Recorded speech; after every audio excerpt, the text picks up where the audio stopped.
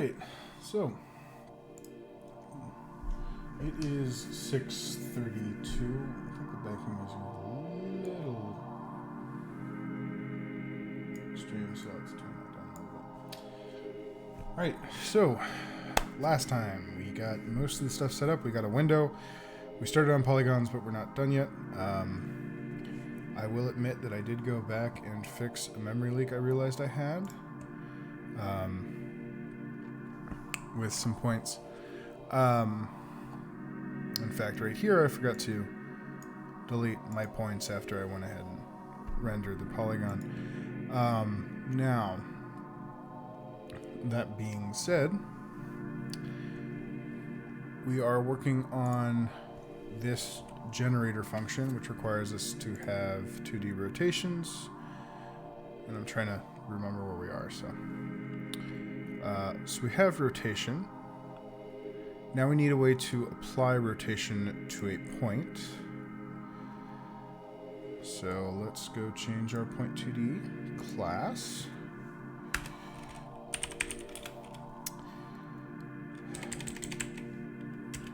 So we're going to want to rotate, but we're going to rotate in a non-destructive fashion. So what I'm actually going to do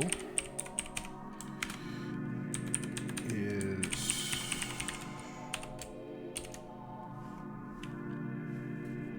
I'm going to need to include rotation in here. There we go. Rotation 2D, ROT. So I'm going to do a destructive rotation, and then I'm going to build an immutable version. So I'll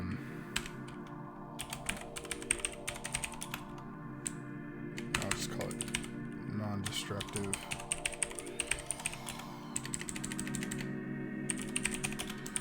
Rotators. And that will return another point 2D.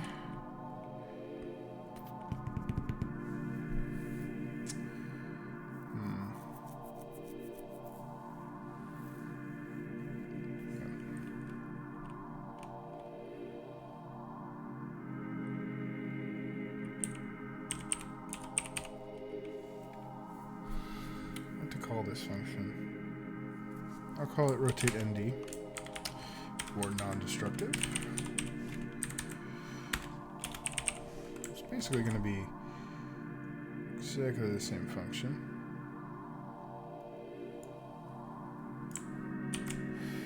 Just copy this over. Let's put these in and implement them.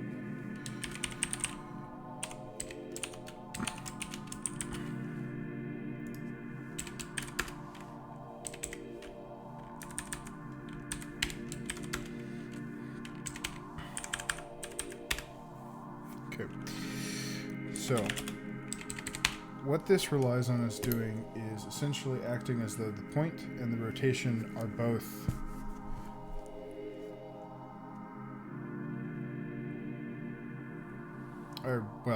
they're both complex numbers. So I'm got my notebook out.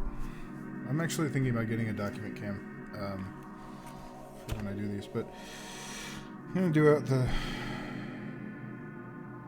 computation, which is essentially just a dot product with some differences, but it's just foiling the two. So we have X, what I call the X rotation 2D. I called it R for real. Okay, so is x plus y I times r plus, well, I may have not been the best choice.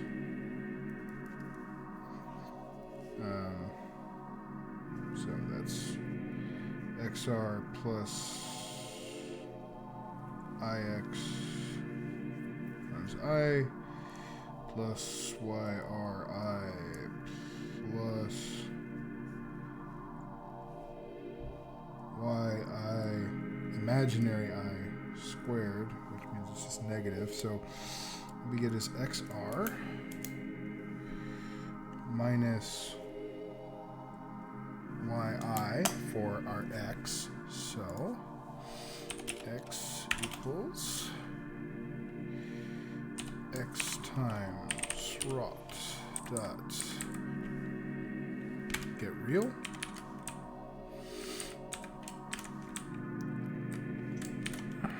minus y times rotation dot get imaginary. So that's our x. Our y is going to be equal to x imaginary plus y real. So that is x times rt dot get imaginary minus y times rt dot get real. Alright. There we go. And that returns void. Now we're going to do this non-destructively. So let's call this new x, new y.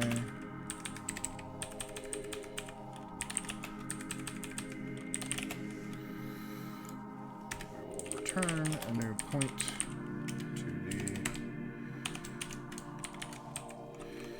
with the new x and the new y. Okay.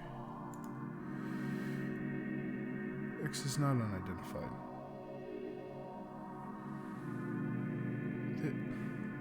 Oh, that's why.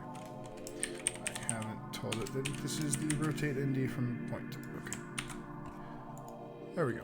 Alright, so we have a non-destructive rotation now.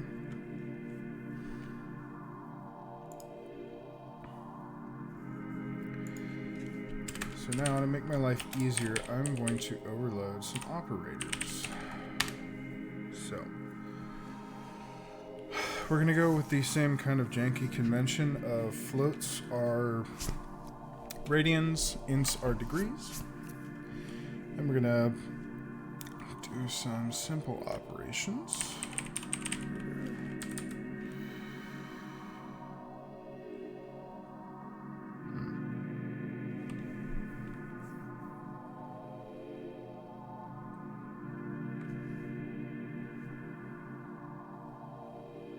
No, that works. Okay.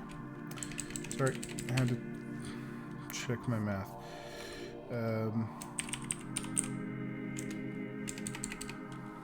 We're going to do this in a non-destructive fashion. Hey, Crane.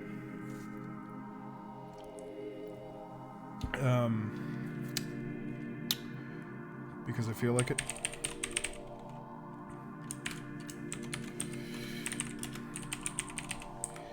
So if we add a int, we are going to increase the angle by a number of degrees. Otherwise, we're gonna plus will be the number of float will be radians, and then of course we can also add two rotations together.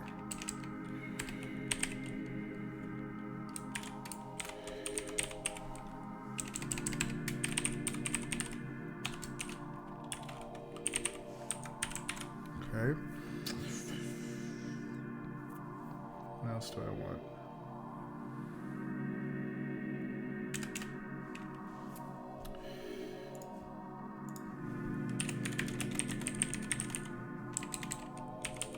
Load unary minus.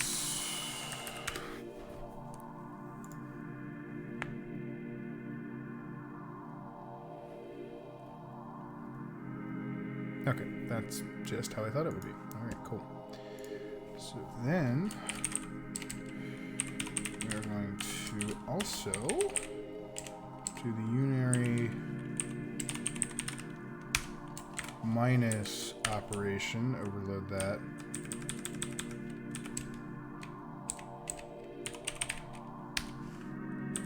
There we go. So then we can invert a rotation, and then that should make our lives a lot easier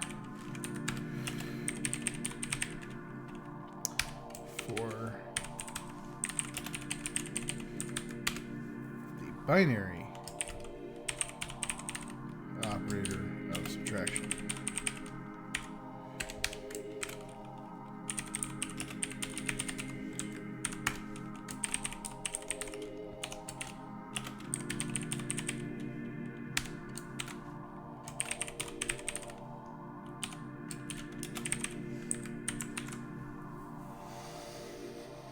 Actually, I'm going to move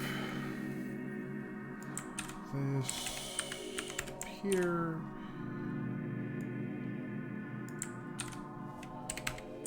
Someone's car alarm is going off, which is absolutely fun, I am sure.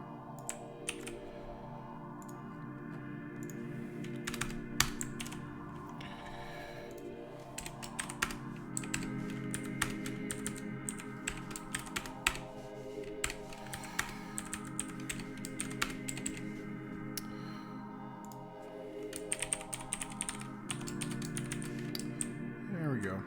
The alarm's done.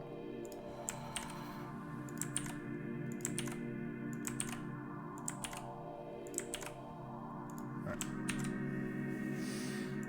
So, to apply a rotation to a rotation is essentially the same way as we do a point. So, that means we are going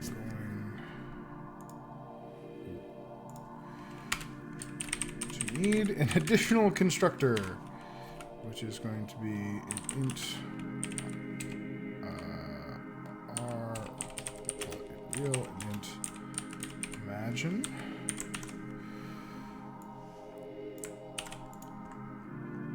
And I am ever seriously going to need to use that, but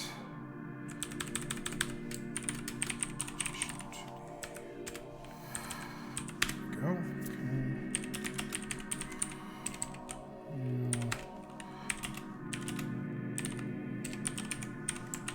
Okay. But this will be used. Real equals r times rt.r. The nice thing about being in the same class is we don't have to go through the accessor methods, so that's a little bit quicker. Minus I times rot.I unit.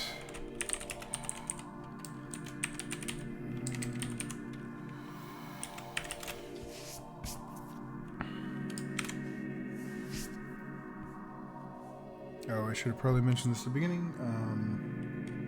New goal for today is to have filled polygons on the screen, and once we get polygons, I'll discuss the method we're going to use for filling them with color.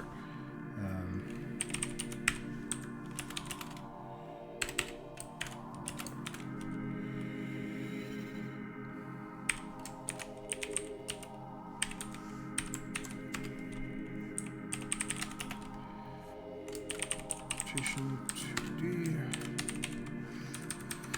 Real. No. Imaginary. So now that we've defined it, the base plus operator like that, what we can do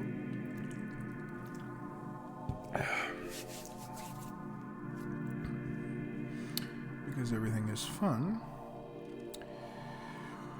is define this one in terms of the other plus operators. So we can do this plus, and actually, now that I think about it, let's make sure we're not even capable of accidentally changing that rotation.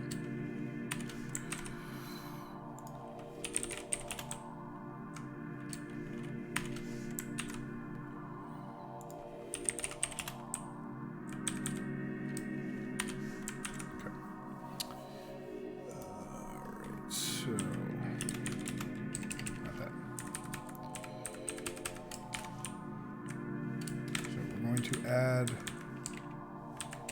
ourself to a new rotation 2D object with the amount of degrees, because we do the exact same operation just explicitly, so we're going to do it kind of implicitly. And that essentially also works here. Plus operator's done. Now the minus operator is different.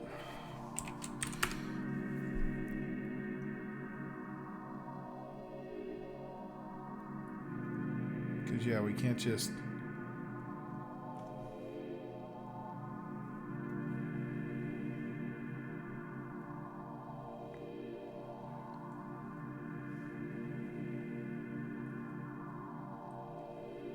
Actually, yeah. This is actually pretty easy. We are just reflecting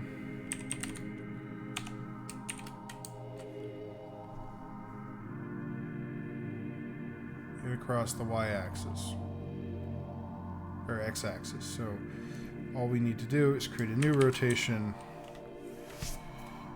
with the real the same and the imaginary flipped. So R and negative I.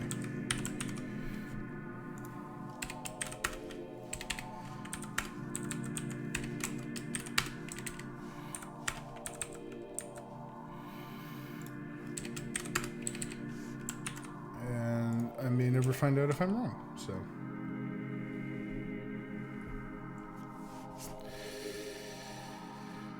Alright.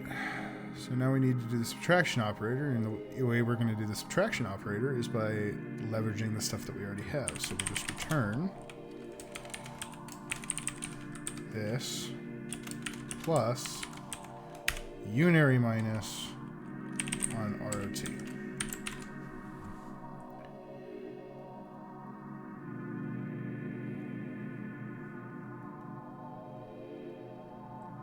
Yeah, that's a rotation 2D.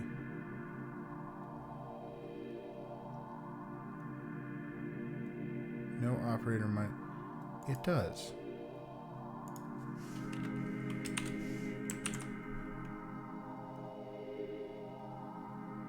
Okay. What are you yelling at me about?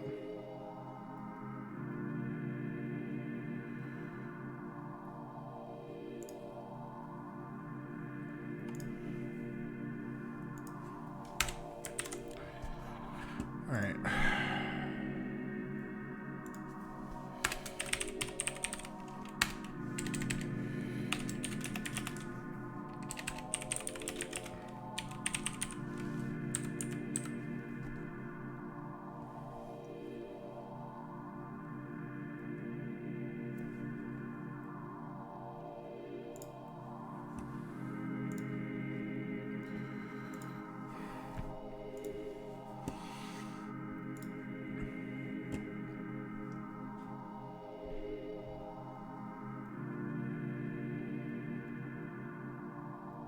Yeah, this is how you do it.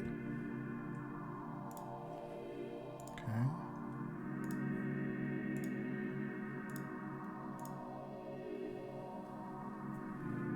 I'm returning a valid rotation.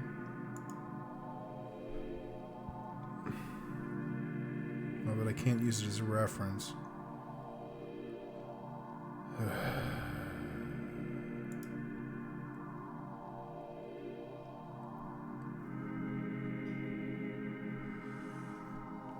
Well, okay. Fine.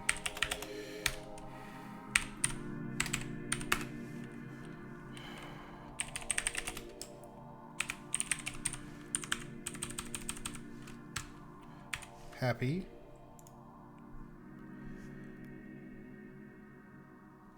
Yeah, okay.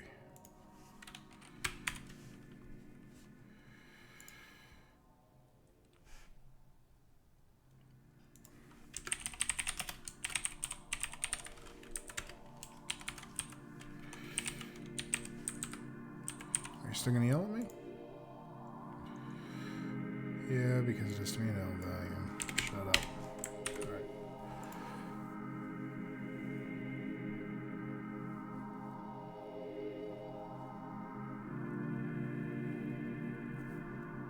Yes, literally the last one I defined.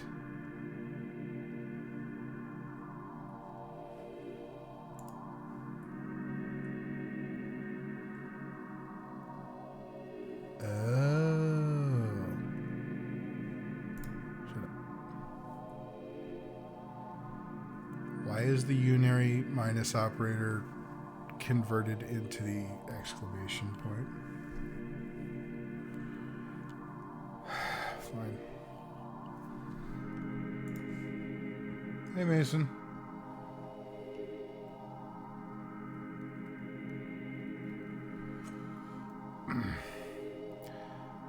Mason, you're not allowed to do my job.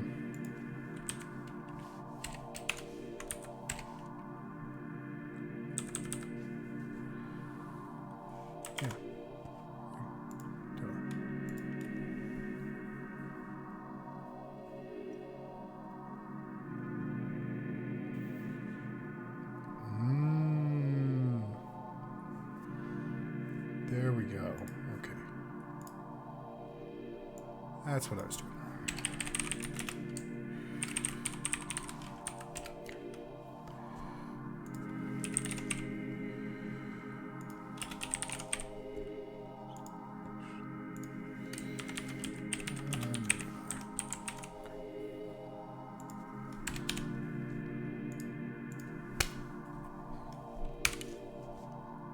Fixed it. Now I can do all of the jank that I wanted to do. Which is do all the other stuff directly.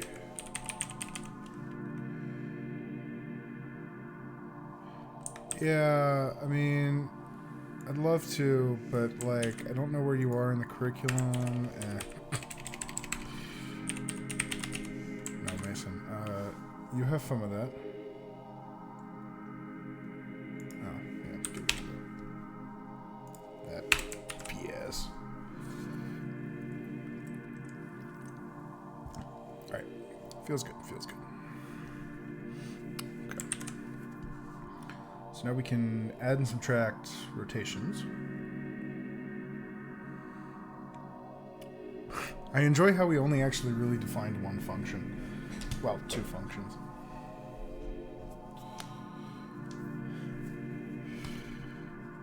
So, Mason, what are you explaining to this junior student?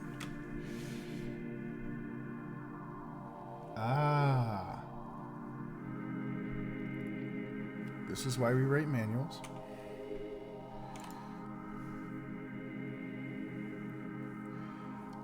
So now we can rotate points. So now we can go back to polygons and actually generate a Goran polygon. Okay. So we are going to generate regular polygons using the unit circle and then scale it from there. Which means I need to remember my trigonometric functions.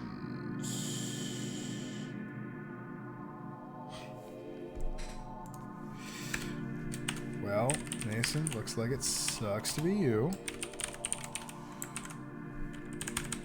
I mean, I can't spell math, but you know what. I did actually invite my CS343 students to drop by stream today, which I think might have been not the smartest idea that I've ever done. Not that I do anything wrong on stream, but like,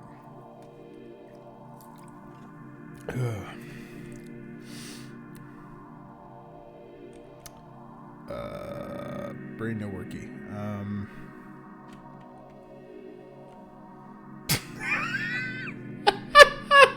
Mason, they're not gonna do that. You can act up, Crane. There's only like 3 people here, of which one is probably just LED's account signed in but broadcasting to nobody. Because there were hot dogs to get today. And that's not a euphemism that there's a hot dog place where she is that's going out of business. Okay, polygons. We're using the unit circle, so we're gonna start at a rotation of 0 degrees.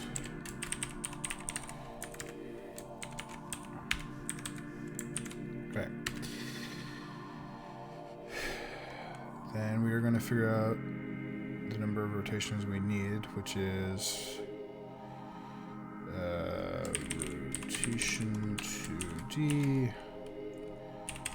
delta rotation 2D equals 360 divided by sides. Okay. Or equals 0 is less than sides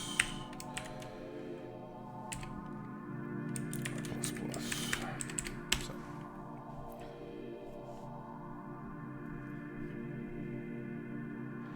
Mason, oddly enough, most of my students are too hip for that. Like, I seriously worry about the continuation of nerd culture at some points.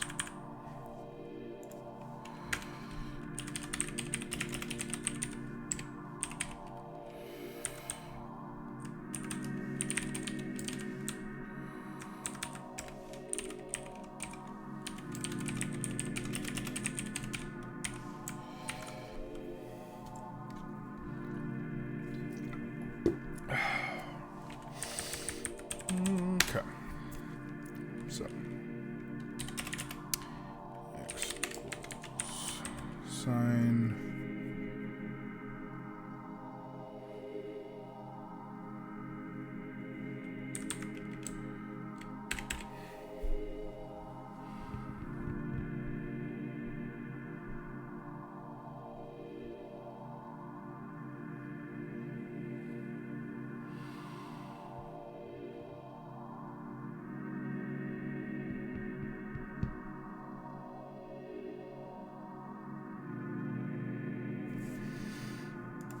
a couple things we have to do beforehand.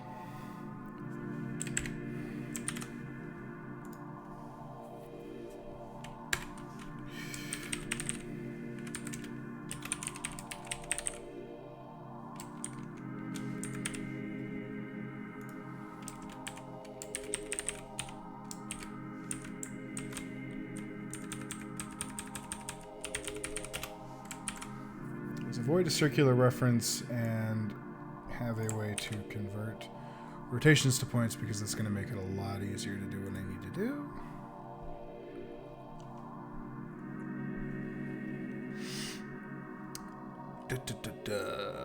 Where did I have this? Here. Okay.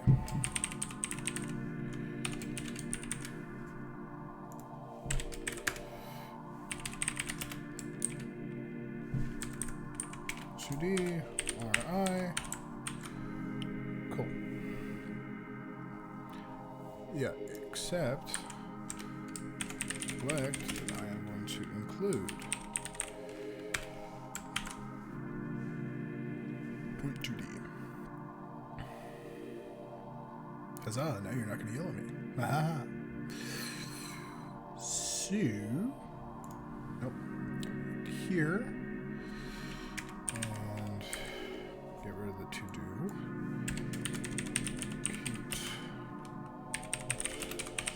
Storage. Yes.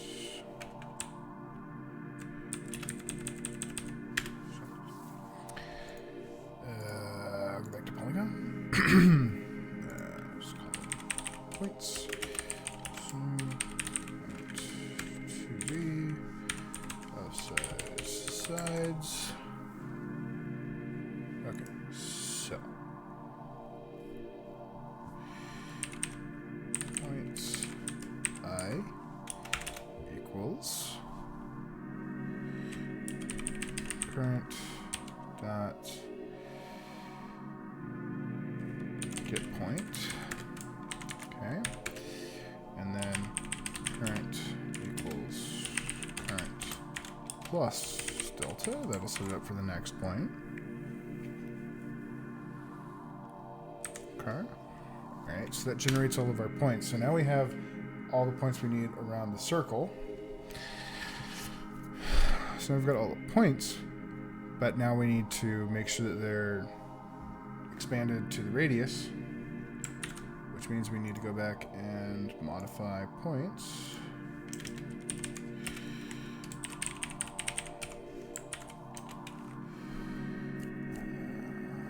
With a whole bunch of multiplying.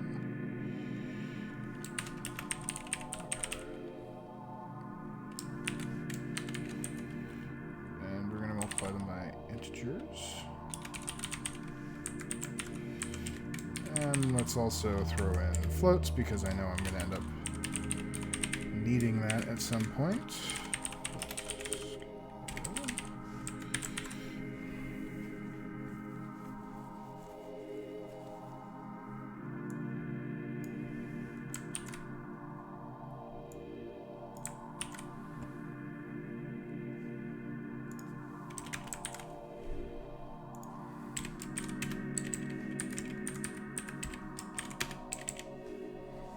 You know what, while we're here,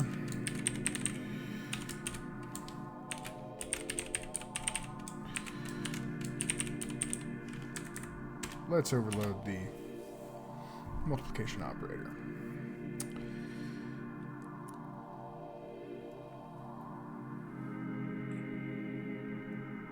Right there.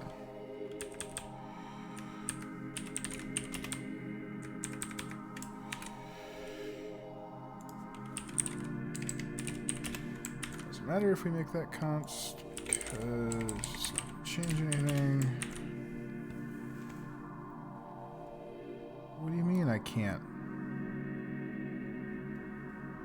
Oh, because then that has to be constant. Well, hooey, who cares? Oh well. Life finds a way.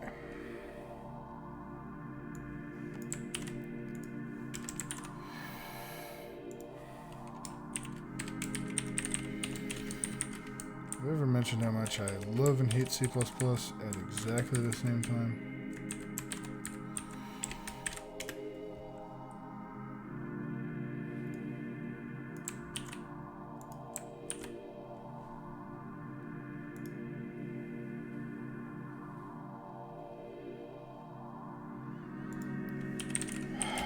Well,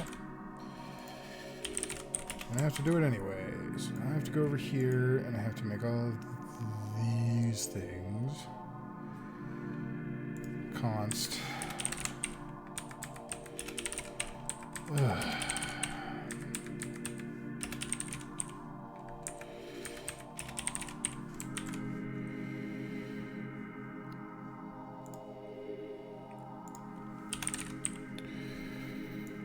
What?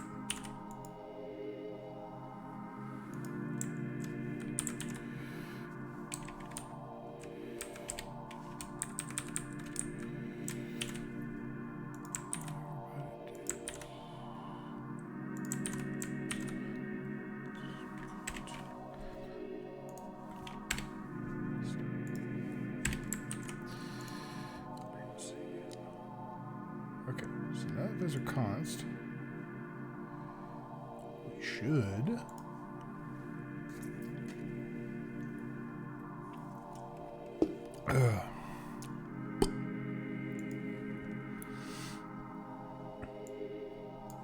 hey, looky there.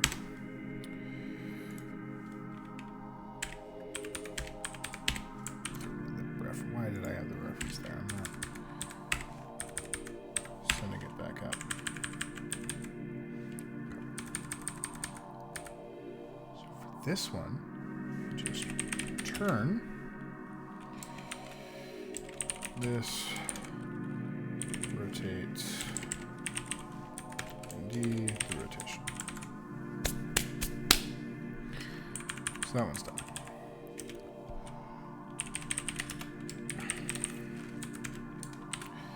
It's just x times scale, y times scale. This is just the same thing, except then cast to int.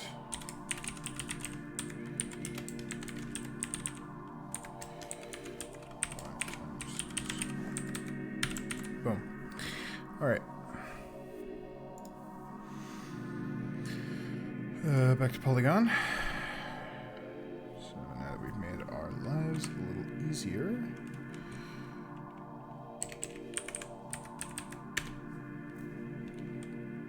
well, we get a point back from there, so we can just instantly multiply it by our radius. And so now we've got a polygon.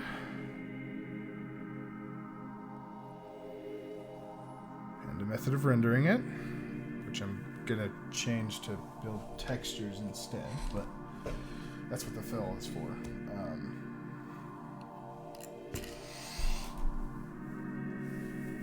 I am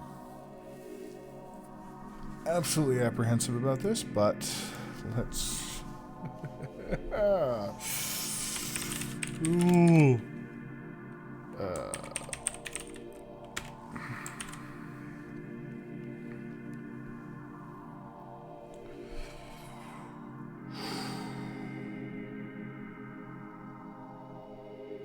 Let's try this.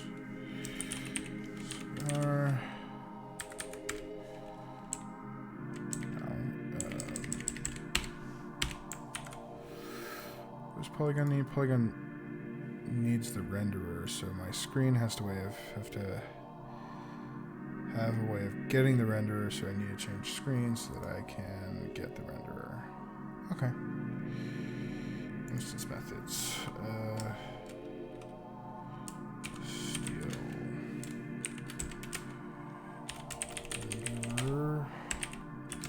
Pointer get renderer.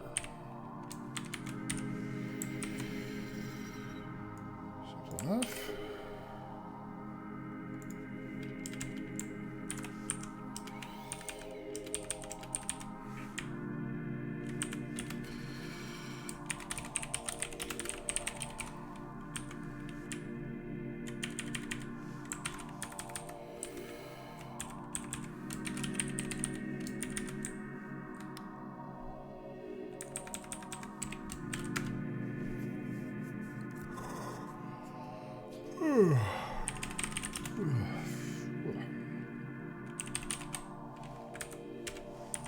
My renderer, okay.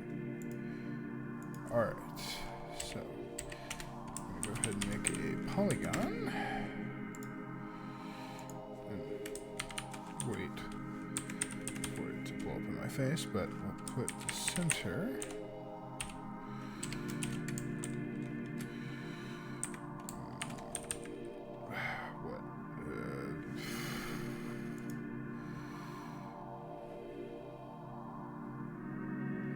By default, it makes a screen that's 500 by 500. So we'll put it 250, 250. Oh, that's another thing I forgot to do, but I will finish this. The radius will be 10. And let's make a pentagon. We'll call that polygon poly.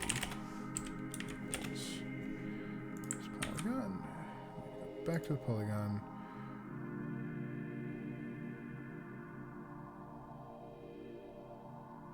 Realized I did this, but then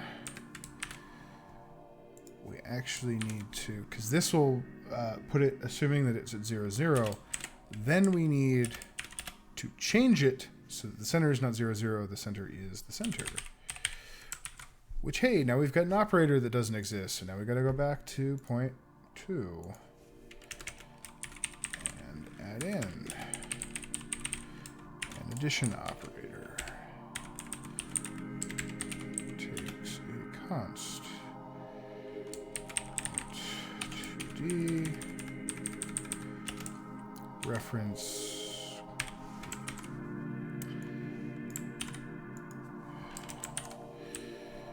Programming is fun. Never aggravating or frustrating or anything else. Whew.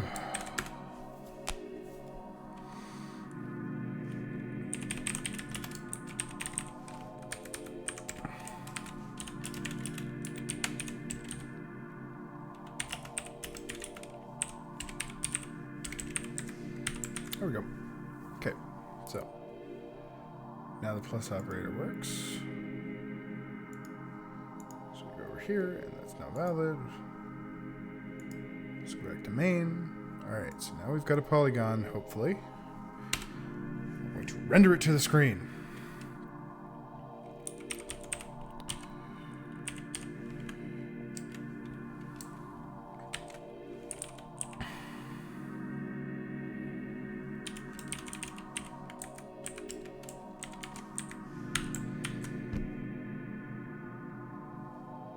If this compiles and runs in the first time, I will be absolutely, like, astounded.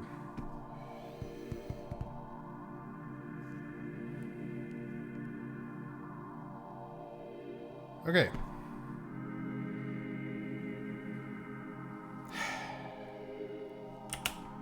Well, we didn't have any errors. But now we have a whole bunch of questions. Give breakpoint, please. Run the debugger. Okay. So we're stopping here. Poly, okay, our points. We only have one point?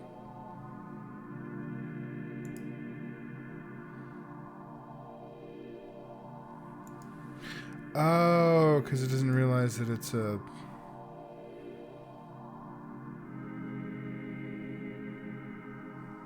Why is the first point at 260, 250?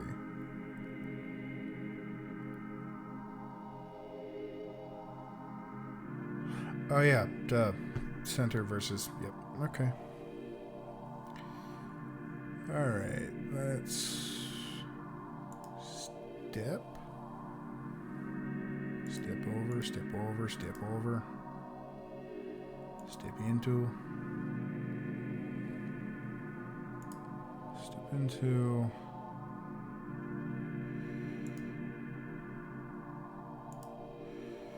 Do the points have to be persistent? Is that the issue?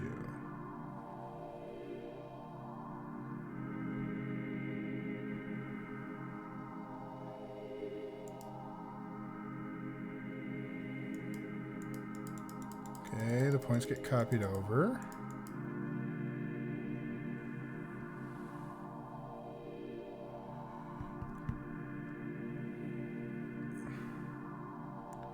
Color result is 0, so we set the renderer color to 000255.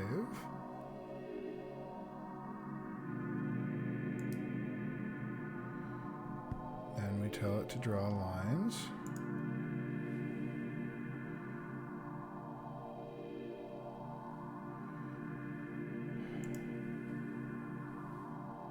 Again, it's dumb, doesn't...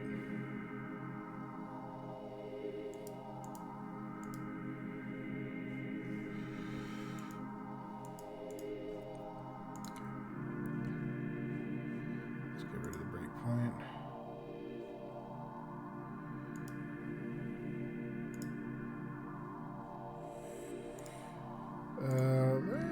Let's check this.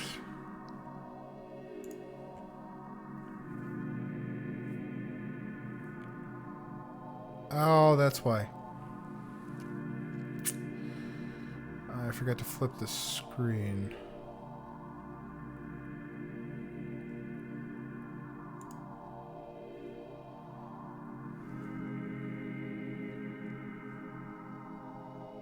Yep, that's why.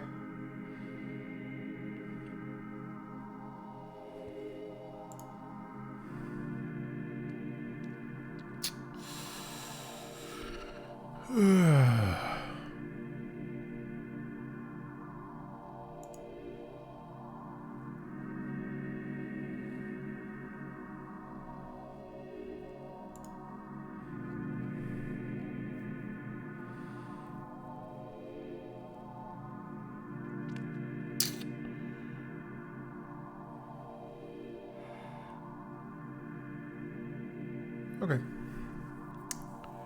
So that's the function I need. So what I'm going to do is I'm actually going to instead go ahead and write that function into the screen.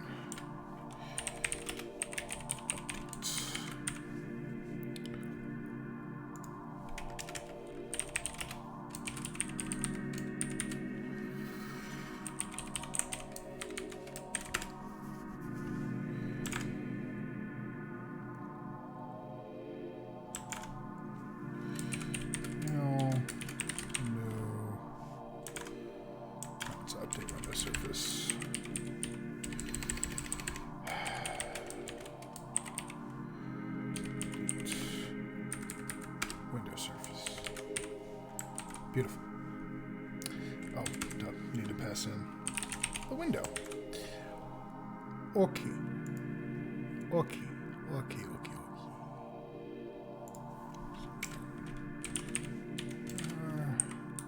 Update.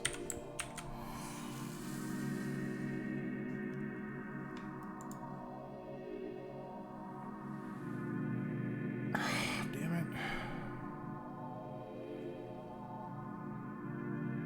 Render.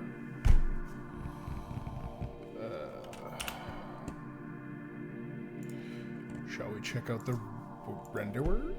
Maybe the renderer API? Is there an update? No, that requires a texture.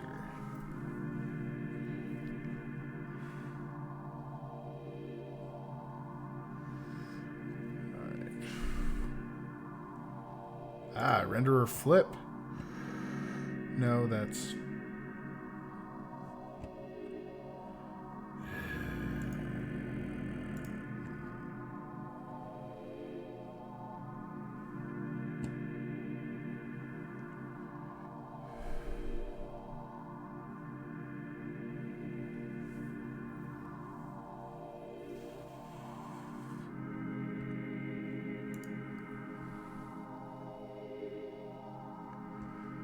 Okay.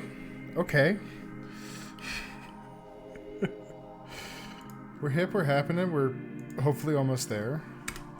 So we want to update the surface, but we also want to make sure that the renderer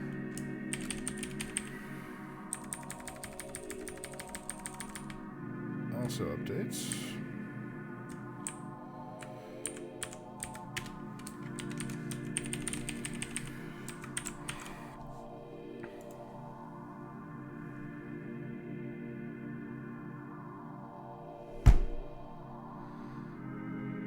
Now the entire screen's black.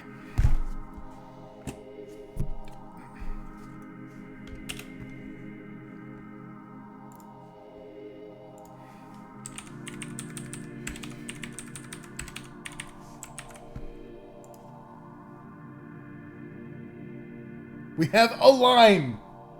We have a line, people!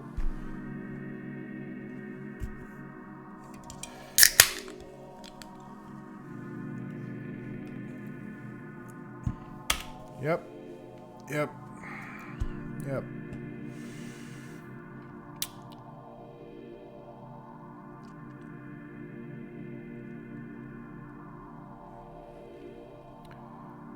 All right. Time for a breakpoint.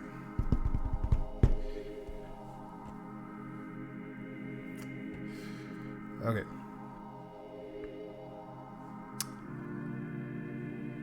Step into.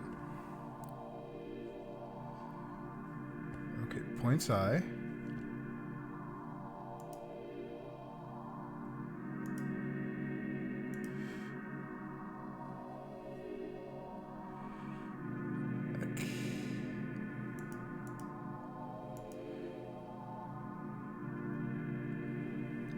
Huh.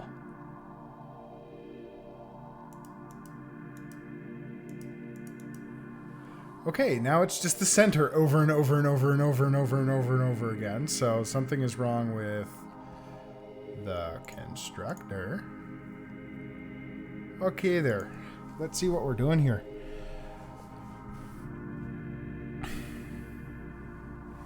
Okay. I am going to see if I'm getting anything here. Okay.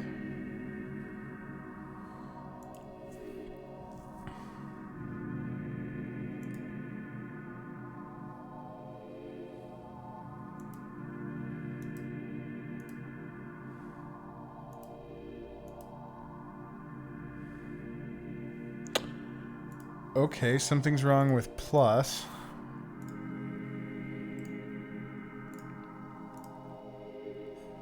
Yeah.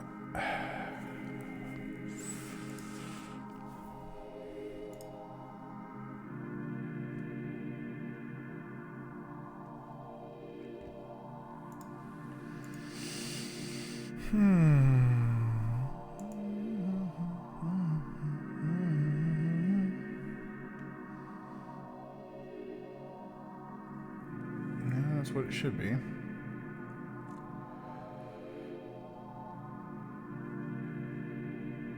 a minute. No, show me the... Great, I'm gonna have to go back. Go here.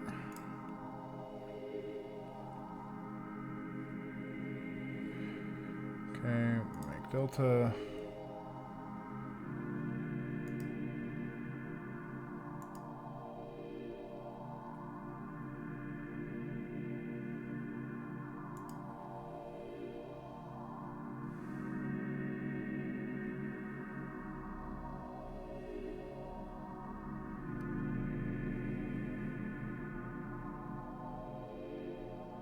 Man, I'm an idiot.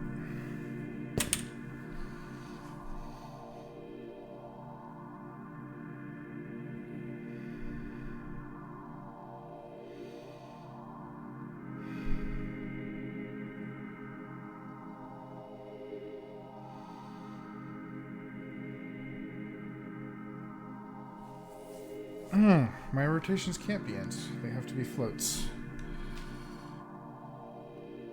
Hi, Lion Core. I mean, I have a GitHub. This is not on GitHub. Nor will it probably end up living on GitHub.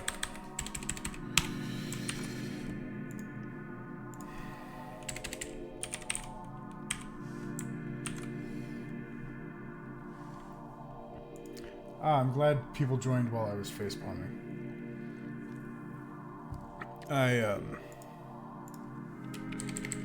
Yeah, I'm real smart. We're not going to talk about it. I'm sure this is going to have some cascade failures and other things, but I just tried to store a whole bunch of values that are guaranteed to be less than 1 in integers. Because I'm that cool. God. I gotta stop doing these after work. Redicide, I'm not trying 3D, I'm just trying 2D.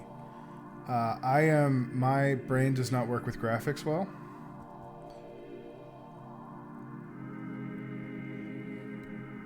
So, yes, I'm doing it without the STL.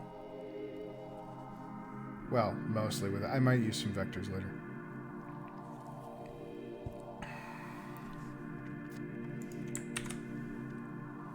And yes, I know that's masochistic.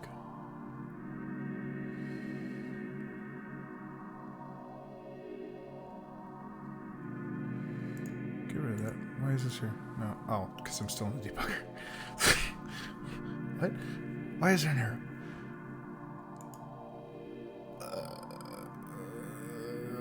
Okay, we're just gonna run it and see if things break. Oh, I mean, Lion Core, like, I mean, yeah, obviously. I should probably mention for those who are new here,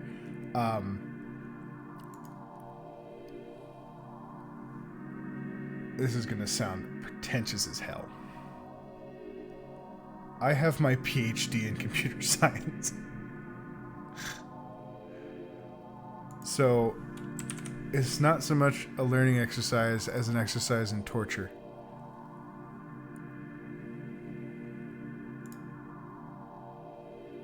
I just kind of like doing things the hard way. So now, I will say my PhD is not specifically in like engine development. My PhD is in a very specific, highly theoretical subset of artificial intelligence. So,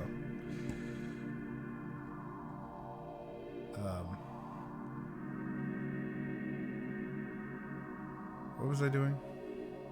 Oh yeah, I was trying to debug without putting in breakpoints because, okay, I've still got a line.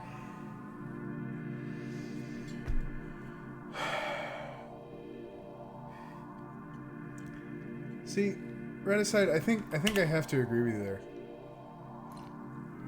I'm absolutely terrible at game design. But it's there are fun algorithmic challenges in writing an engine, which is why I want to do it. And I'm streaming it purely because it's going to make me actually like do it, you know?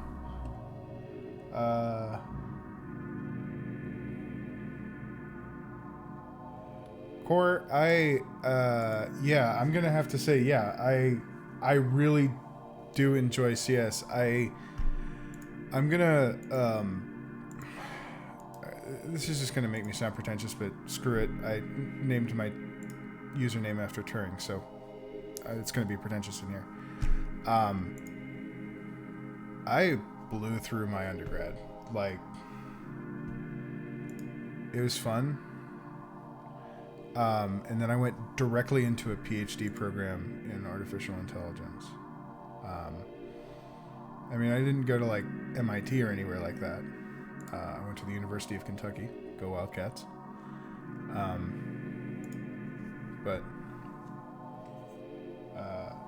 yeah, I'm the kind of weirdo who does trig identities to relax. Now, where was I on this? Line. We have a line still. Okay. So that means something is going wrong somewhere with the addition of rotations. And these are still ints, and they need to be floats. But because I defined everything based off everything else, we should just have cascade, cascade, cascade, except I need to change this from int to float float. Because again, I am super genius.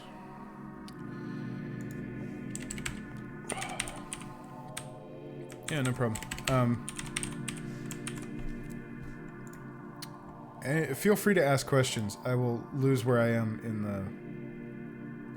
Okay, we have still have line. Okay, so something else is going on.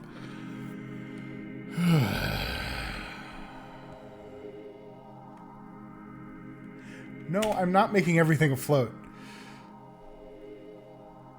You know what? I probably should. That's why. Sorry, I'm going to continue yelling at myself. Interspersed with answering questions. I want it to be at least a little efficient. That's the thing. Like, it's not going to be efficient. This is not going to be... This is not supposed to be some... Watch the brilliant man do the brilliant thing. It's watch the brilliant man bash his head against something he's never done before. Is it my EMAF? Do I make a mistake? No. Okay, so I'm not making that big of a mistake here.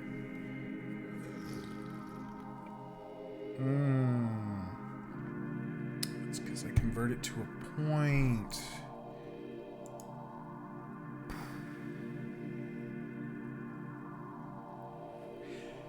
Well, Raticide, you're going to get what you want. Everything's becoming a float now. Great. Where the hell's my point class? Yep.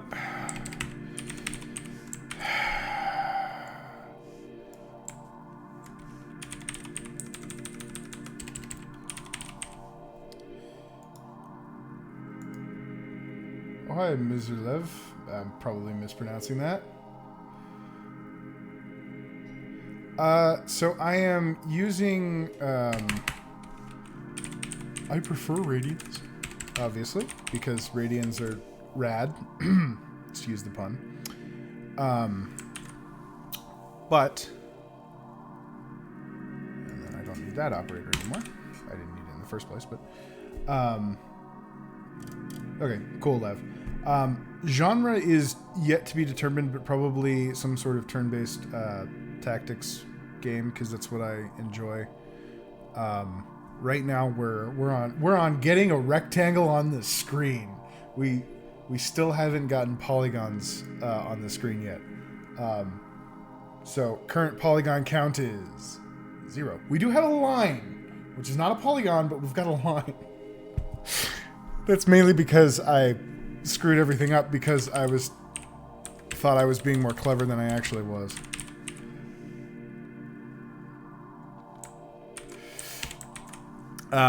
So yeah, you can see at the, I don't know which way, that way, there. The goal for today's stream is to get filled polygons, and I am going to probably go about that in a completely inefficient way, and Radicide is probably going to be laughing for a good portion of that. Because I'm fun. Yeah, no, see, Core, you're right. That's everything that's the problem that I've been having. Is that I have been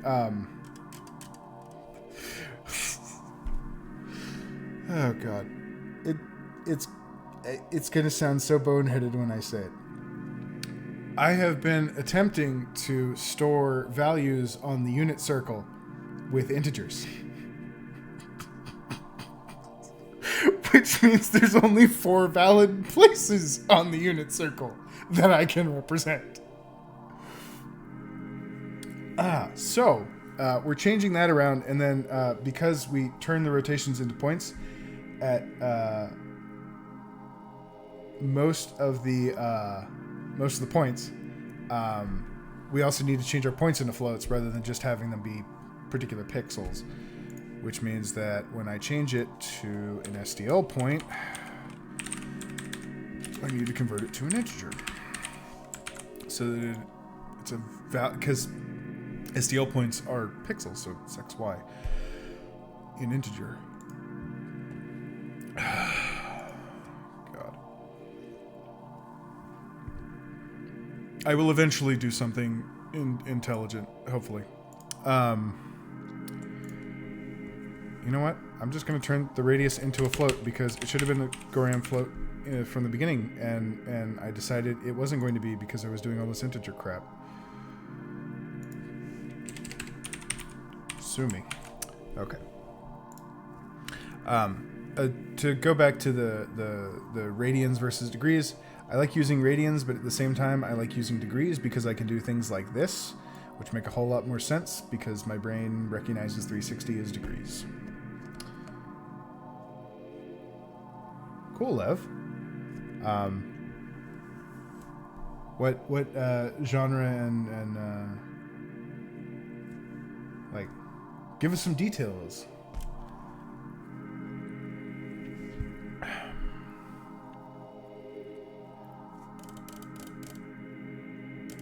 Okay. Of course there were errors. No. Yeah, truncation, yada yada yada. The rectangle class I made in like 2 seconds.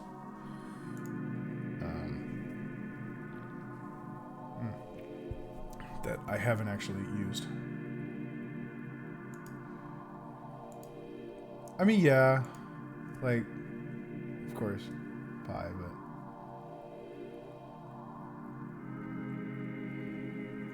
sure, love. I'm gonna write this down in my notebook because I will forget. Anyway, yeah, I like getting distracted because it makes me know that I'm not. Where's the rectangle? There it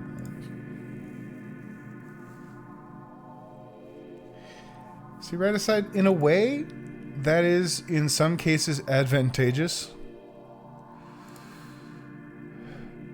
Oh, well, I can just use the math man on this.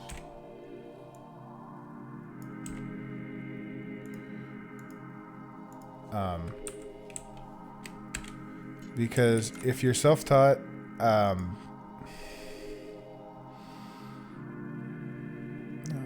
or is min-f, is f-min or min-f? It's f-min, right? Yeah.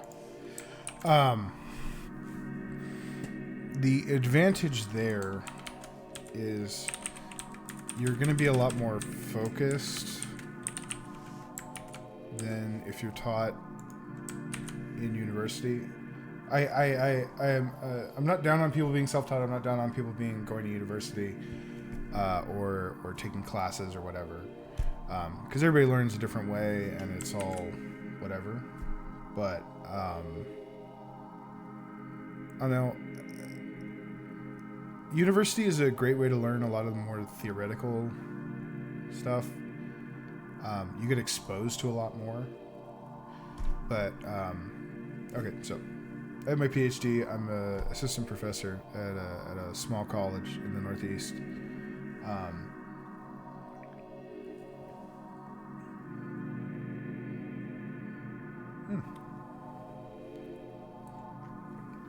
Thanks, Core.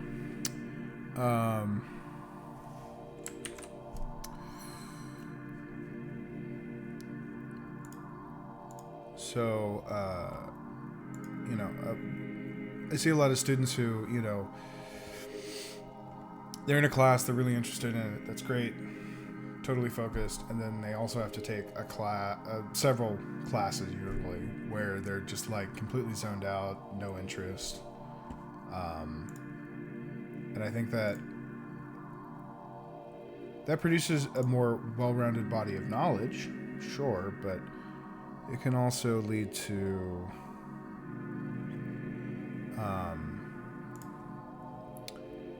problems with student retention, i.e. people failing out because they couldn't complete all the classes they need to complete.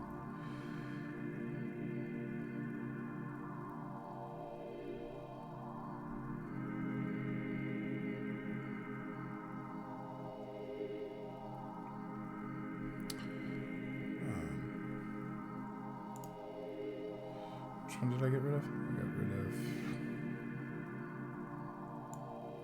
Get rid of that one. I'm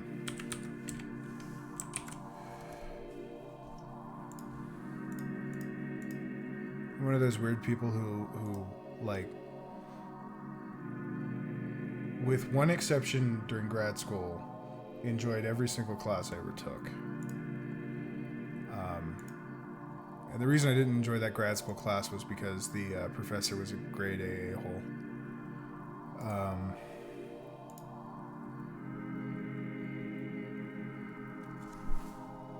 It's not closed, but we're almost there.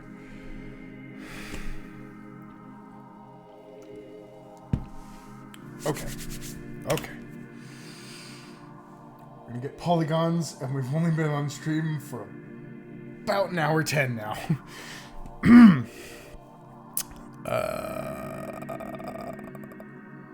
Yeah.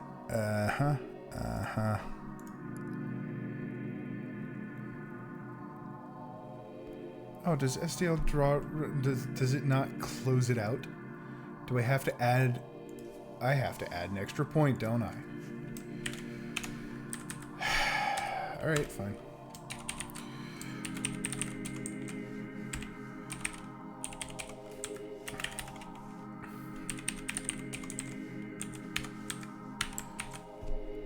happy? No, you're not happy.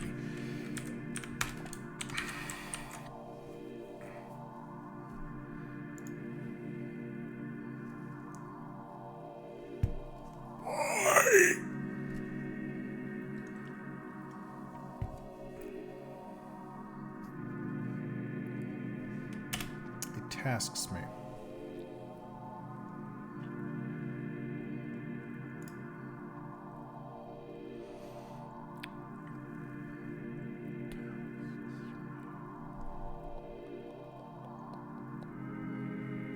Yeah, no, that should be.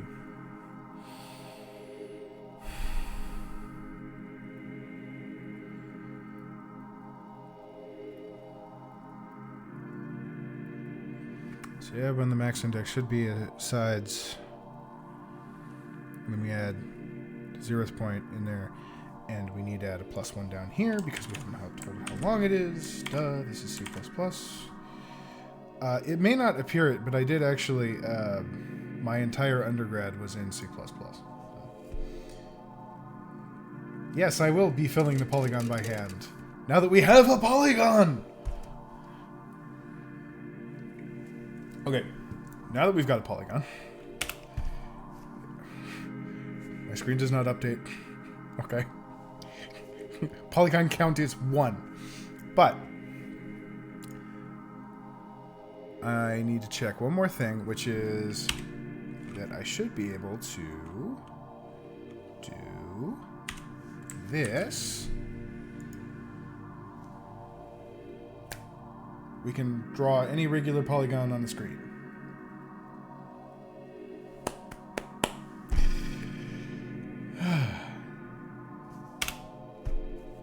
Now we've got to fill it.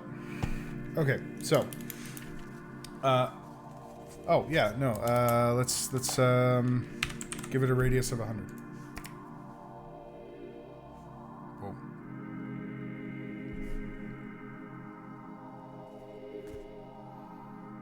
No, it won't draw squares. It'll draw them as diamonds, but that's a rotational issue that can be handled later. So, in order to fill it, I'm going to do this in the most inefficient way possible. Which is, I'm going to convert the polygon instead of directly rendering it. When given a render, is instead going to generate a texture, or something approximating a texture, because I'm working with STL. So it's going to make an STL texture is the idea. Yes, I'm going to somewhat attempt to build, maybe kind of build a rasterizer that will basically cut off a, just create a custom raster for each one. And then we're going to go through painstakingly each little point inside the raster and decide whether or not it is inside the polygon. Because I'm an idiot. There's probably a more efficient algorithm out there. And in order to tell whether or not it is inside, we are going to use the ray tracing method. For those not familiar, the idea is that lines in a polygon basically separate the inside and the outside. So you have a point and you draw a line from it. We're going to use a line that just goes along the x-axis, or is parallel to the x-axis for simplicity. And if it crosses an odd number of lines, then it's inside the polygon. If it crosses a even number of lines, then it's outside the polygon. So,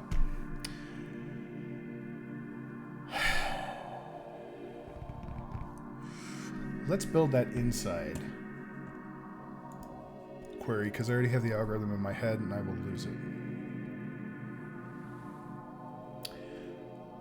No, it will actually, right aside, eventually I will dip into optimizing it and adding threads and doing all that.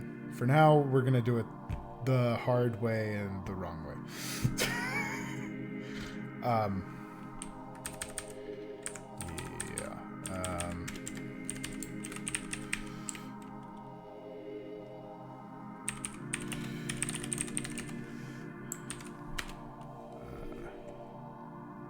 Anyway, now, I will say, I will be attempting to use SDL's renderer facilities, which are hardware accelerated, because I'm not dumb enough to do it all by like actual manipulation on the low end. I'm still using SDL to do stuff, but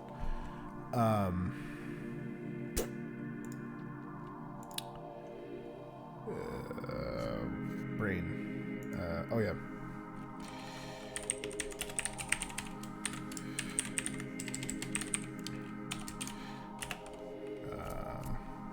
So we are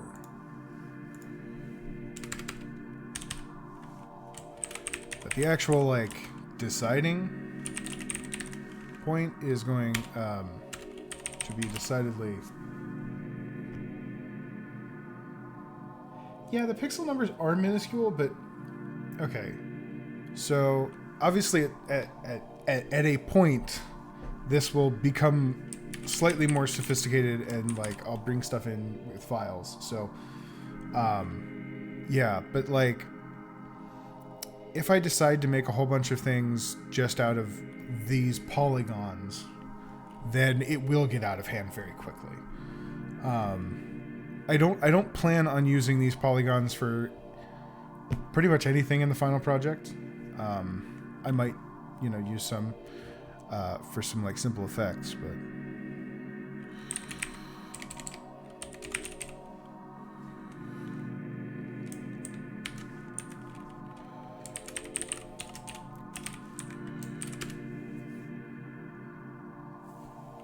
okay, so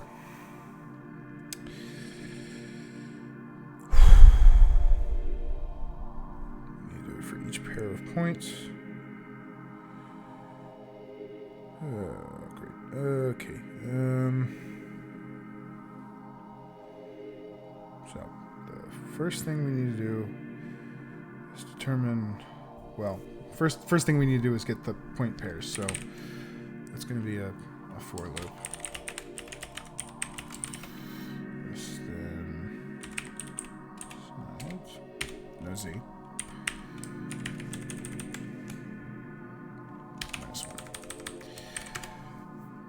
And then we'll have to do the last side manually. No,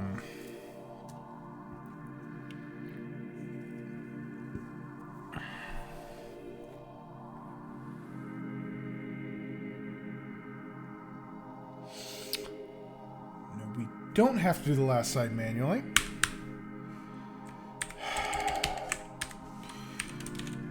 Because we can do 0 equals points I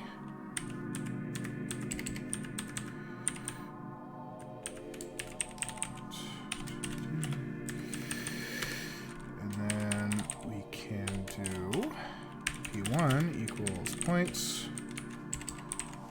I modulus size.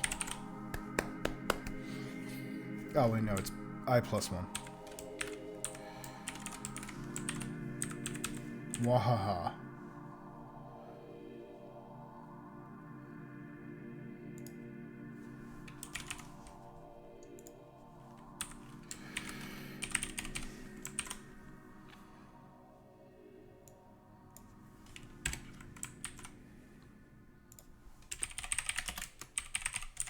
I'm not calling it, but yep, works. Yeah, that's the idea core. Like I said, probably inefficient. There's probably some ways to speed it up. But we're literally just going to say, is this point inside? So, okay. And one of the things I will not do on the stream, because I don't have like a document cam to do it, is I will do some of the math off stream. This is each week, by the way.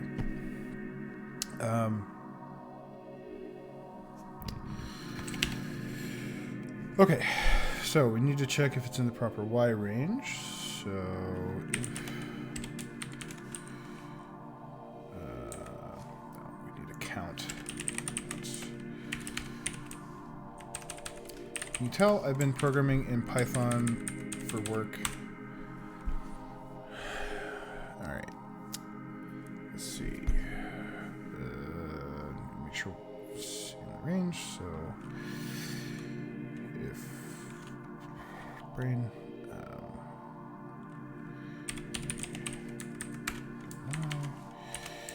is greater than or equal to 0.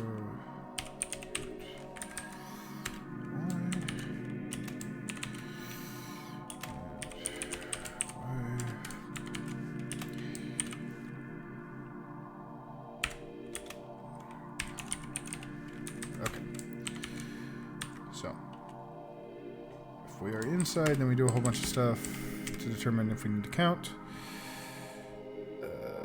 So, if get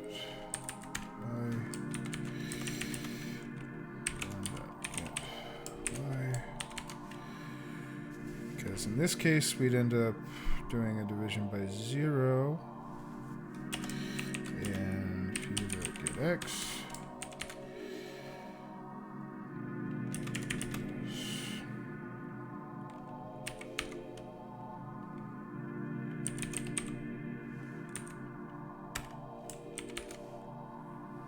Hold on.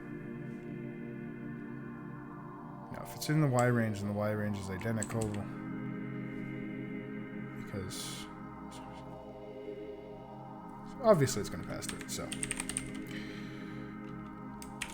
there's 1. Else. Okay. Otherwise,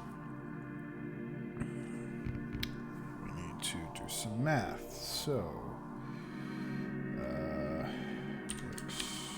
plus where they cross is equal to p0 dot get x.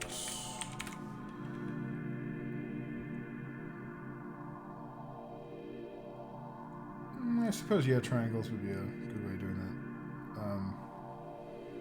What do you mean by sides or sides plus 1? No. See, the reason why we're not doing sides plus 1 in this case is because we're grabbing the point I and then the next point as well. So because I've done the modulus here, basically when we get to that last point, it's going to be at sides minus 1. And then when we add the 1, it's going to grab our 0, so we'll have that last line as well. Make sense? Unless I've completely, blanked. X cross plus fun division of 0 dot x minus p dot get x.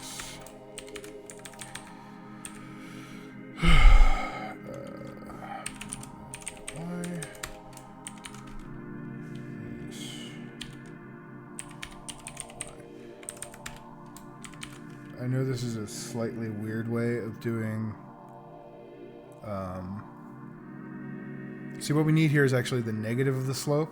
So instead of actually doing a minus or doing a negative, I have instead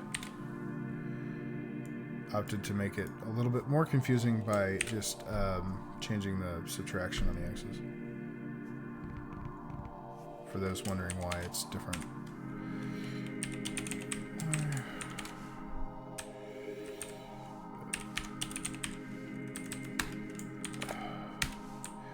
Okay, assuming I have done the math right and don't have to rederive it,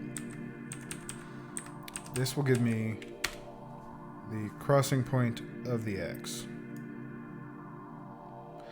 So now we check to make sure that this x, where the line created by those two, where it would cross, we know that it's in the y, but if that x is before the point, then obviously it doesn't cross. So we need to make sure that x cross is after, because we're projecting positively on the x. we need to make sure that p.getX is less than or equal to x cross. If it is, we add one to count. And I know I could just use plus plus, but I'm leaning towards being annoyingly specific nowadays. So then we return out set 2 0.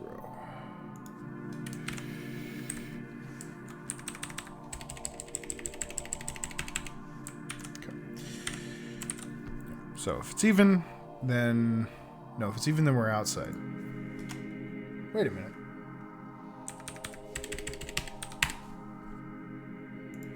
Everybody spend a minute to thank C for being dumb. Because yeah, if it's odd, it'll be 1, so it'll return true. See, you've actually done something right for once. Okay.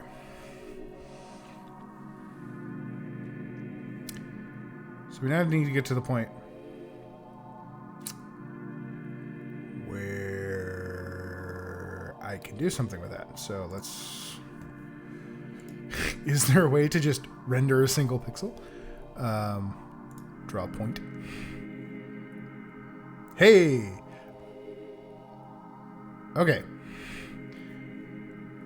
I have a feeling that once I go down the rabbit hole of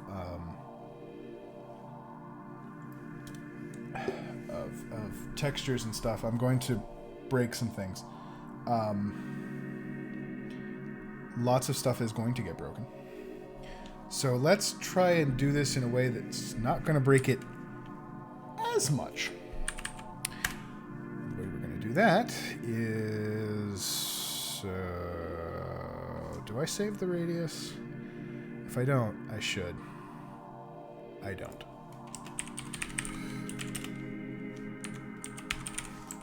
And I should make it a float. Because it's a float here. Okay.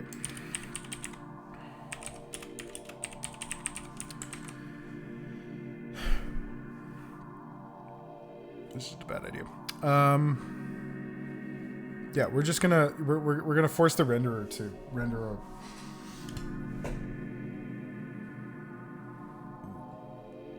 No.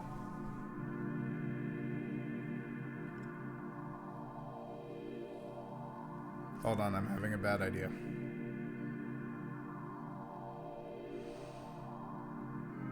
Yeah, no, we're gonna have a bad idea. Because there was also a draw points, right? Yeah. There was also a draw points.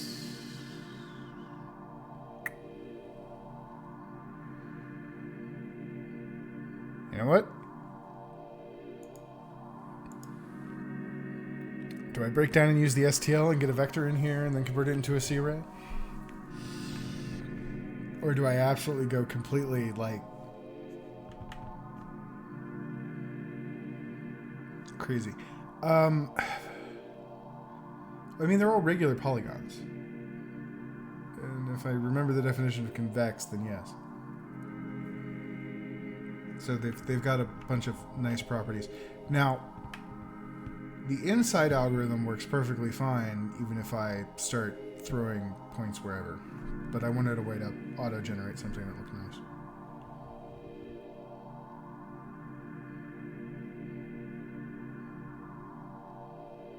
For filling it in? I'm unaware of this approach because I'm just generally unaware of graphics.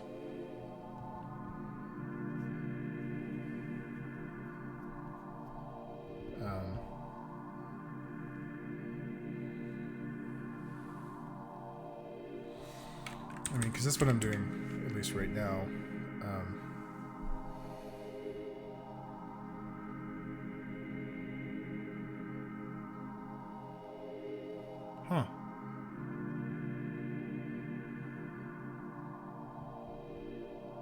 Interesting.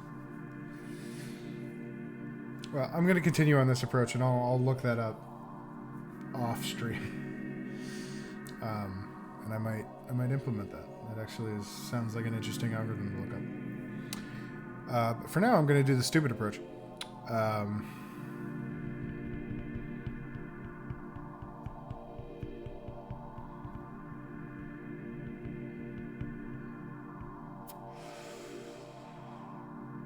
Yeah, I'm going to be an idiot. No, that needs to be a flute.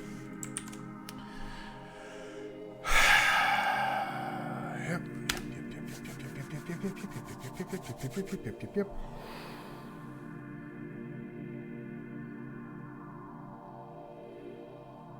Okay, who likes using up a whole bunch of memory we don't need to use up?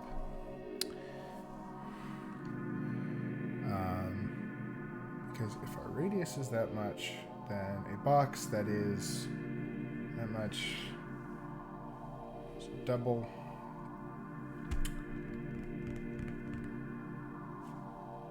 Right aside, you're speaking my language.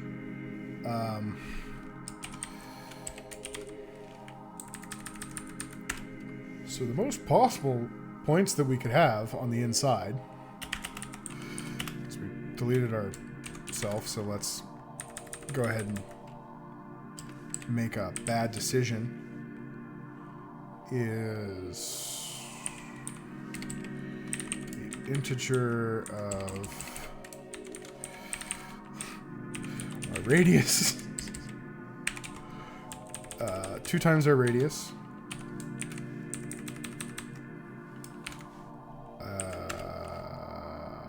I'm gonna make this just a whole thing. So it's 2 times the radius squared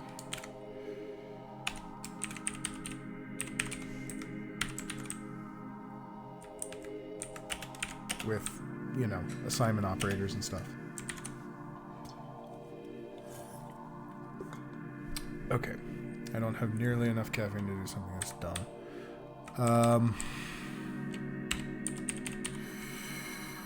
So we have our radius,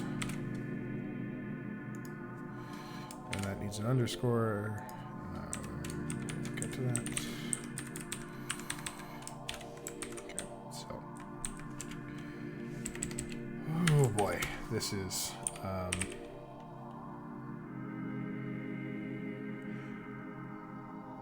we're gonna get real silly.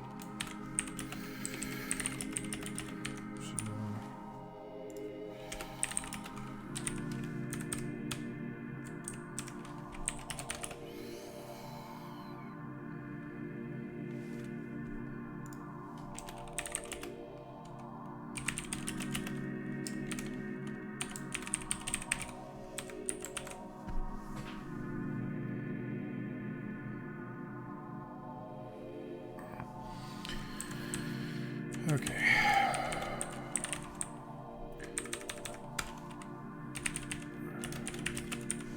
Let's give it some breathing room.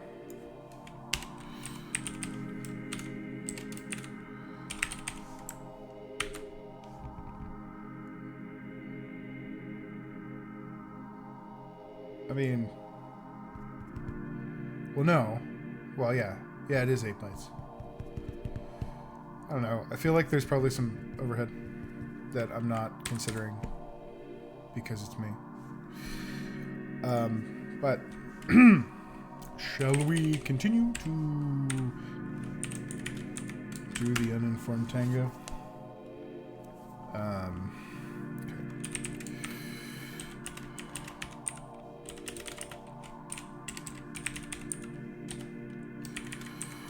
So. Okay.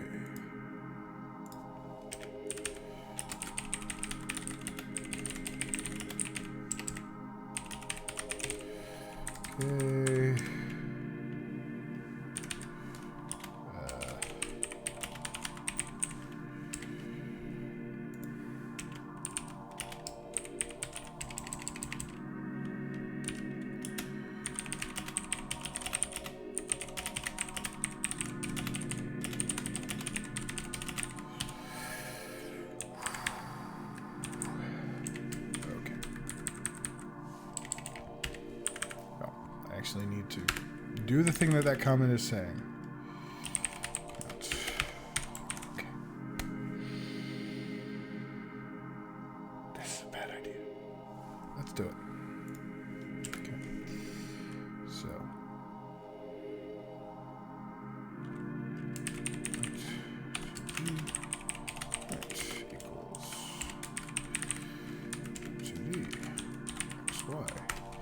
If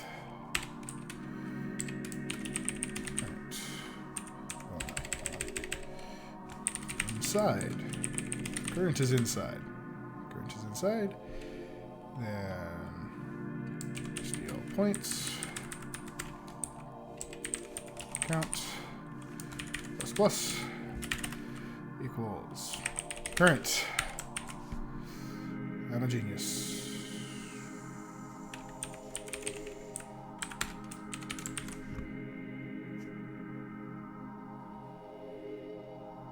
You know, it looks so innocuous.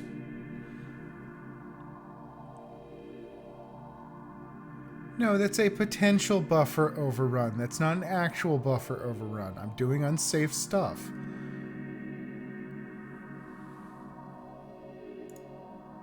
Yeah.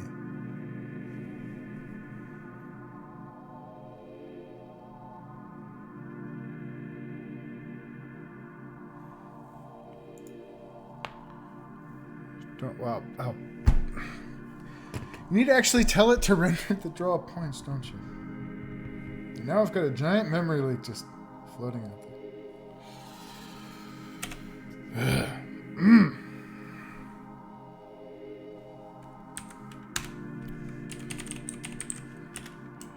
Remember, kids, always clean up after yourself.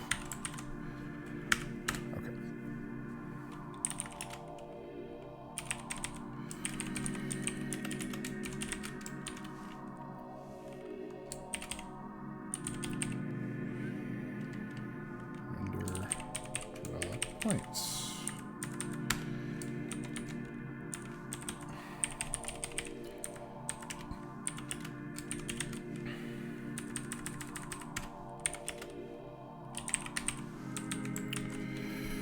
Let's double check and make sure. Yes, that is the API call.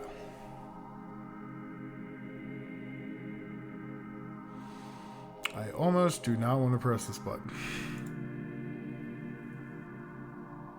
Hey, we got a random ass rectangle. Oh yeah, that's why. Oh god, I forgot to properly center it. Also, obviously, inside's not working right.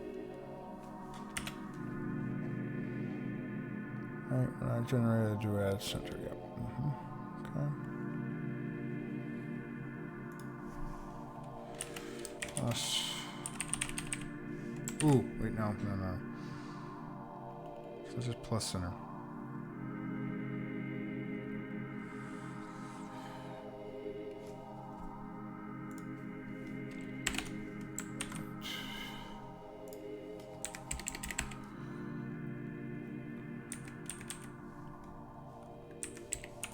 This one.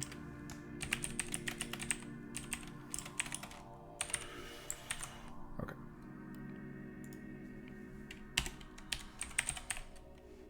Two.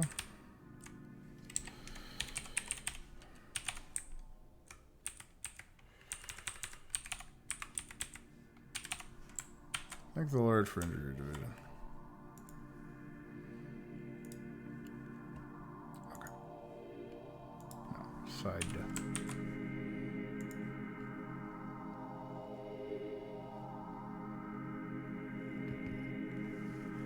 It's not completely wrong.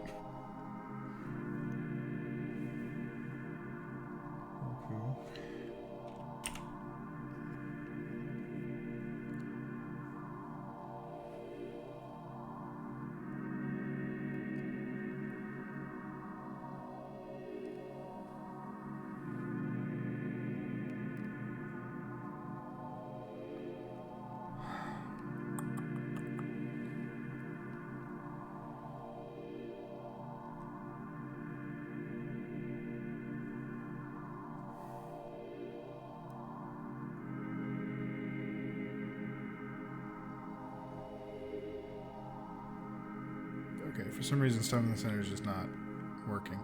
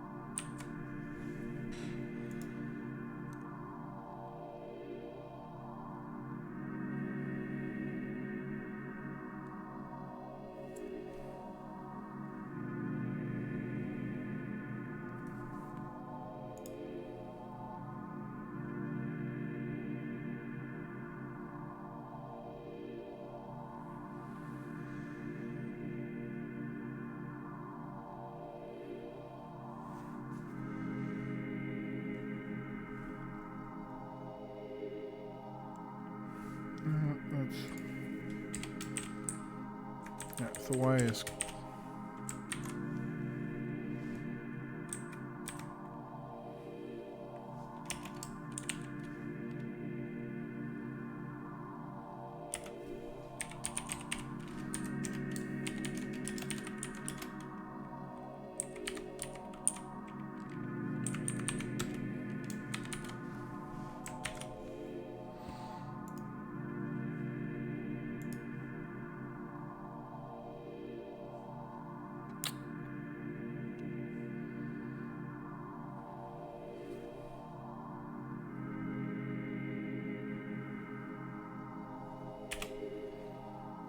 that's what it is.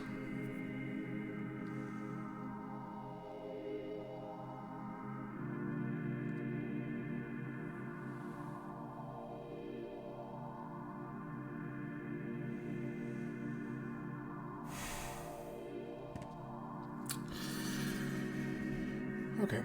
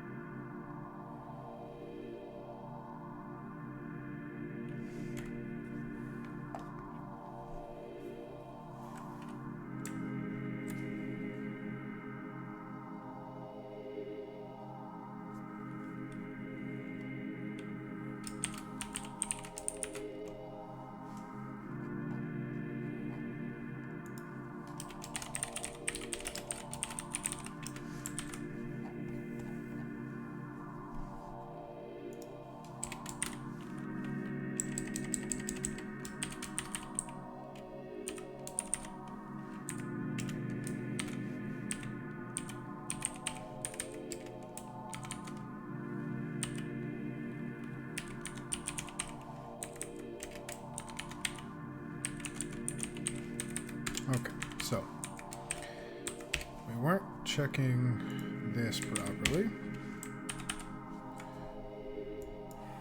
So get rid of that.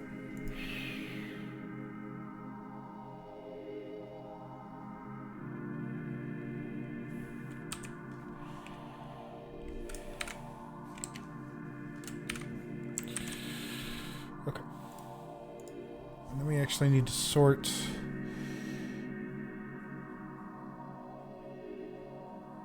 P0 and P1.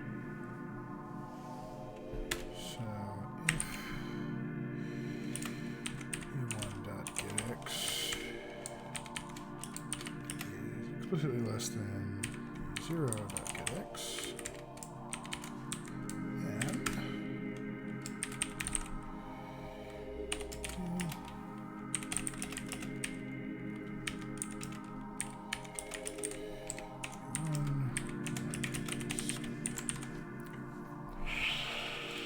let's try this. The center line, for some reason, doesn't want to behave.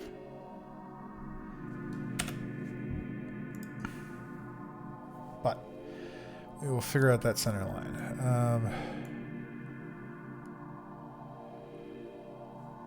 We will attempt to figure out that center line.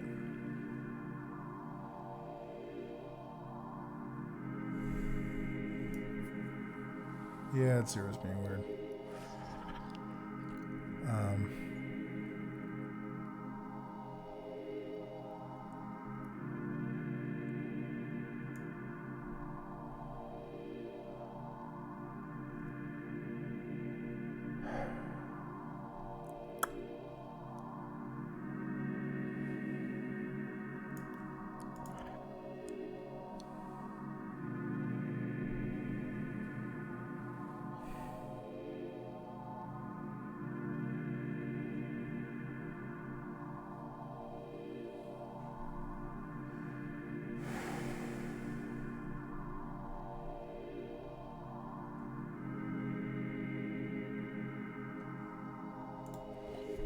Just gonna do a little experiment.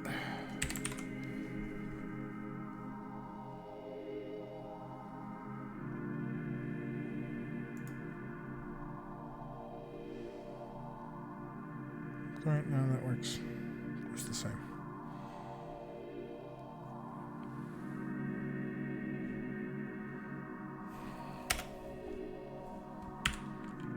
What annoys me is that it's only doing it with the center. Like, if it were also erroring on every single thing, it would be another story.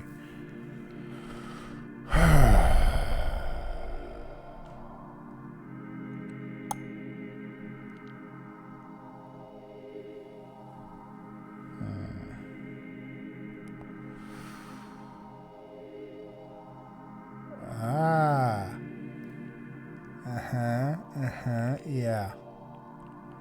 That's why. Okay. So. No, I know why it is ratified. So. What's happening is, right, we're counting the number of lines that it crosses. So, when two lines come together, if you have a line, so for example, you'd see this on a square as well, or anything where two lines will line up.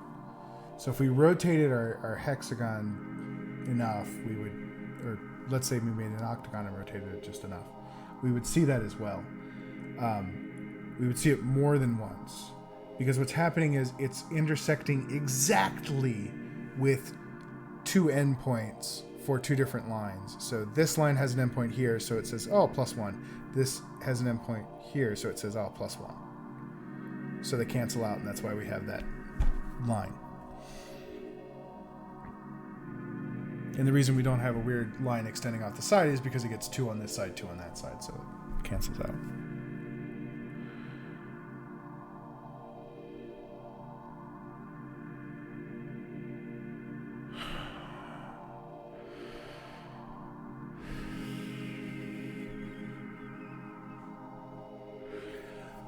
So the simple solution is to check for that.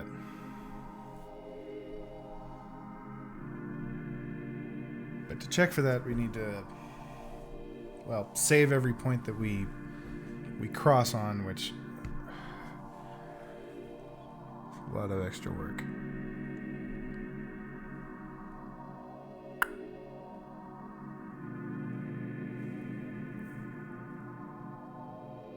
Yeah, that's what I'm thinking about doing right aside.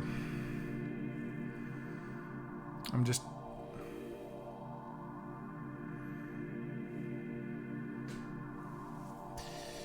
Yeah, okay.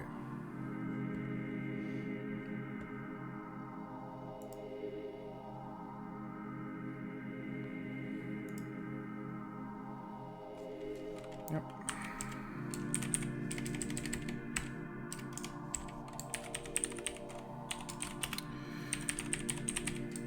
Woo!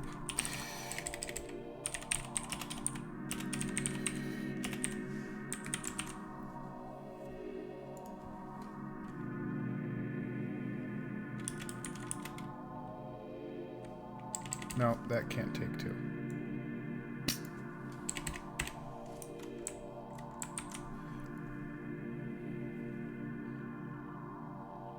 Yeah, but if I...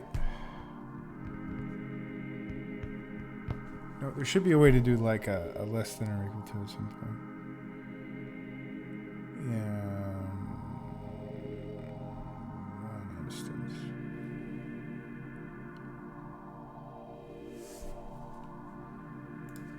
Because that's not going to do it. That's not going to fix the problem. Yeah. Okay. So, smarter way to snip off a pixel. Because I want to snip it off the line. I don't want to... You know what? We're going to induce some extra stuff on this. So we're going to do it the easy way.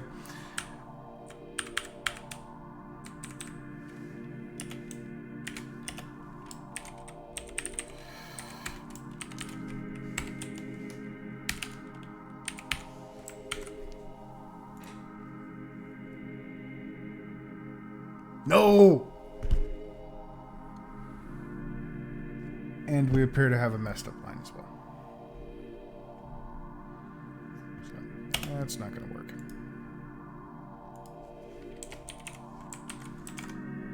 I don't know. Actually, what if I just...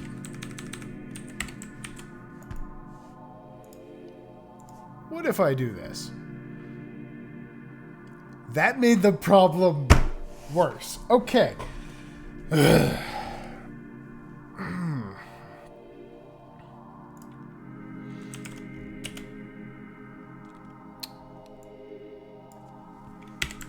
the easy solution doesn't work.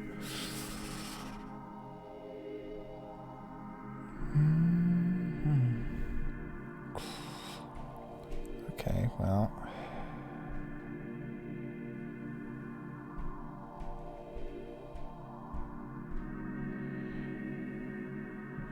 Hold on.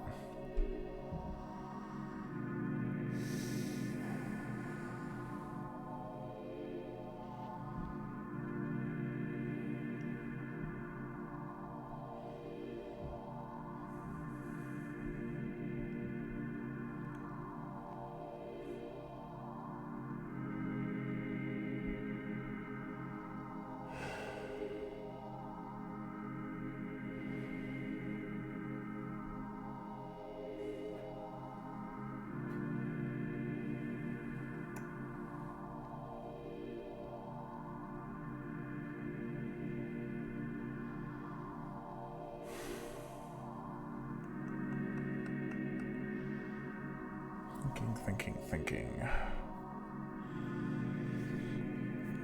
Okay. Well, it would be relatively trivial to detect that we've hit a point.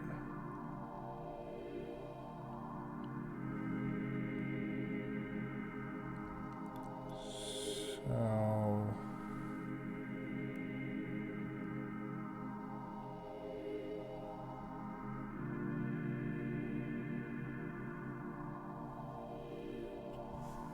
What if we try the simple solution, but do it in an intelligent way? Sorry, I really want to avoid nesting a for loop in here.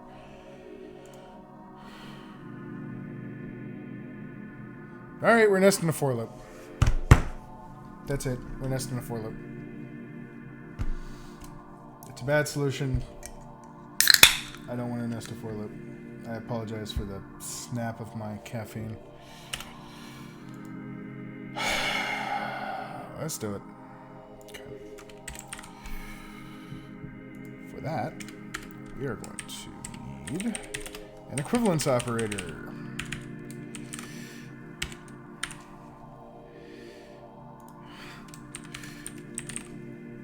And make this a float, because everything's got to... It floats all the way down, folks.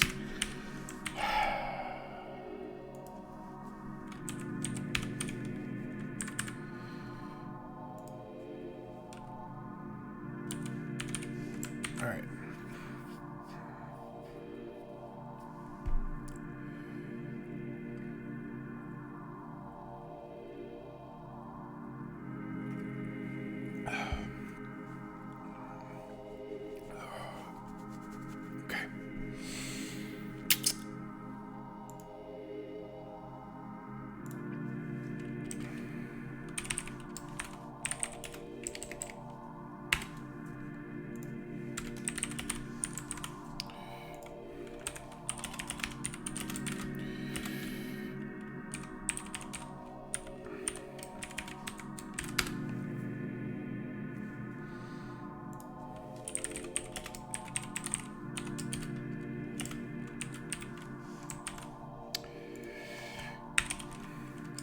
So if we find a point, instead of adding a full 1,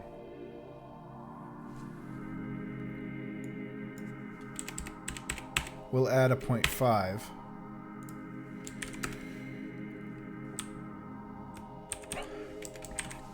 Only if it crosses, so we'll add the 1, and then we'll check, and then we'll subtract 0.5 if that happens. That does not feel fun. But let's do it.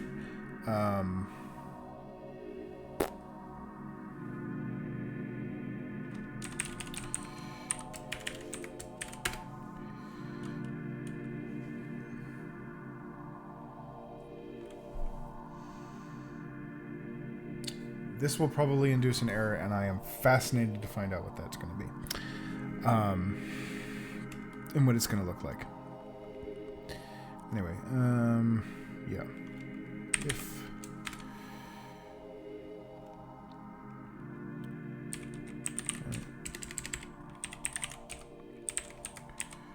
once j is equal to a point 2d, okay, so it crosses at x cross p dot get y.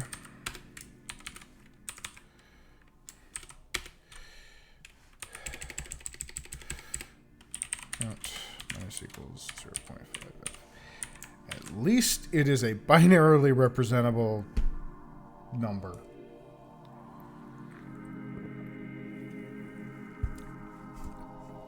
Binarily is not a... That's not a word. I guarantee you that's not a word. Alright. Now I need to actually implement my equivalence operator.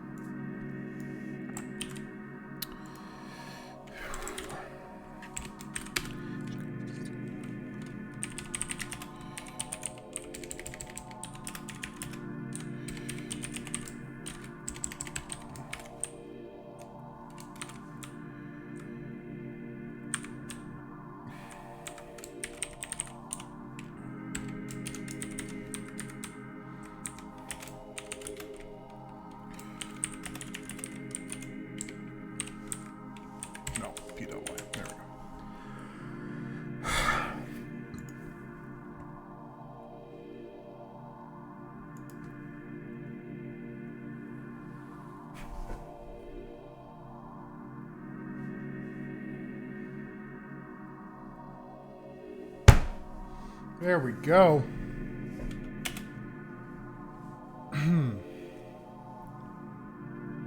We have filled in pixels. Polygons. Okay. Yeah. Hey, everybody. The fun new game that's just displaying shit on screen. I'm gonna, not 120, but I'm gonna stress test a little bit. Okay. All right. We got some weird funkiness going on, but that might just be the screen. Because I've got no anti-aliasing, so it just looks terrible. Ugh.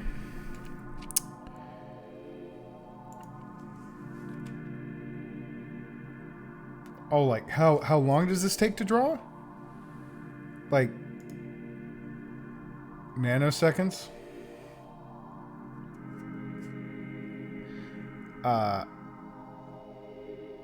Because we're dealing with one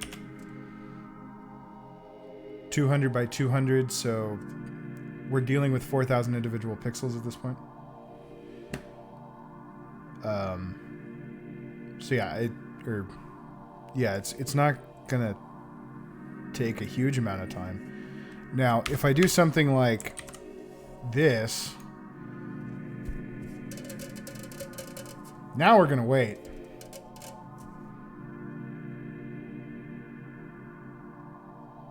I think I broke it. That's right, kids. Don't do, well, yes, no. I did break it because I do a division by 360, and I don't specify that it's a float. So dividing it by 1,000 is like, you want me to do what now? There we go.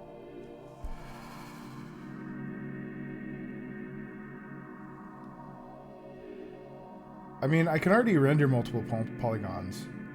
Let's wait and see how long it takes to... Yeah. 1,000 sides fuck shit up, yo.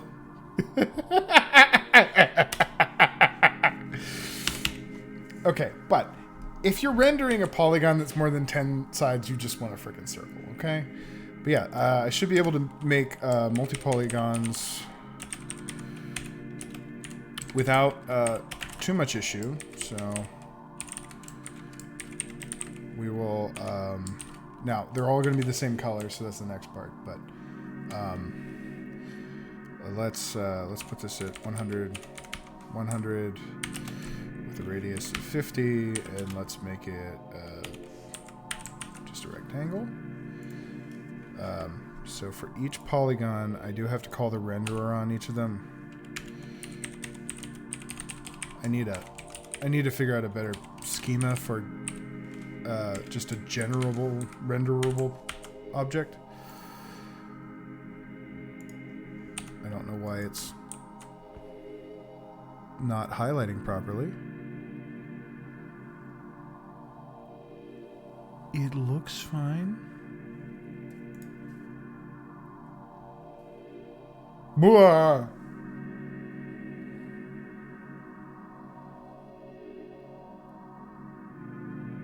Okay, what happened?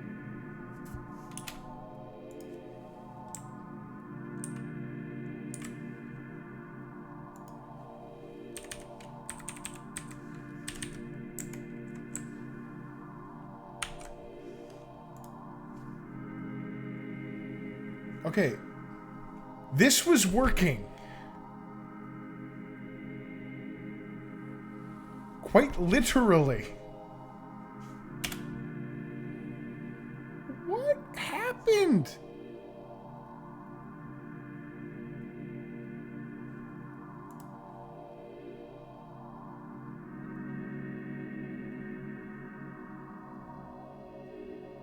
Okay, everybody see what I did?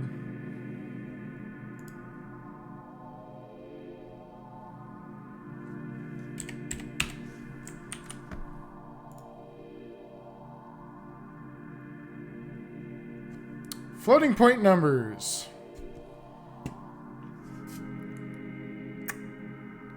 Yep.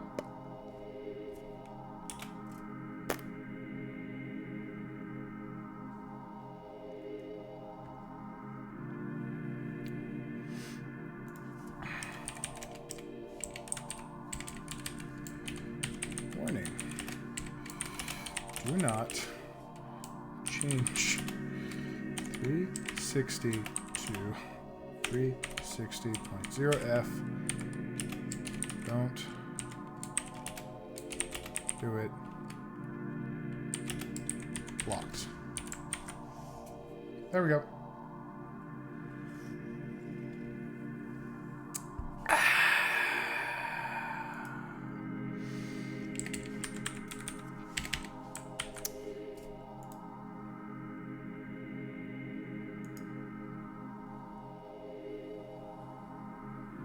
That is an interesting bug.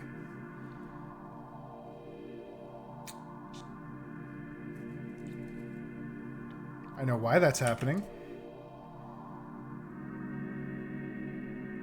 You know what?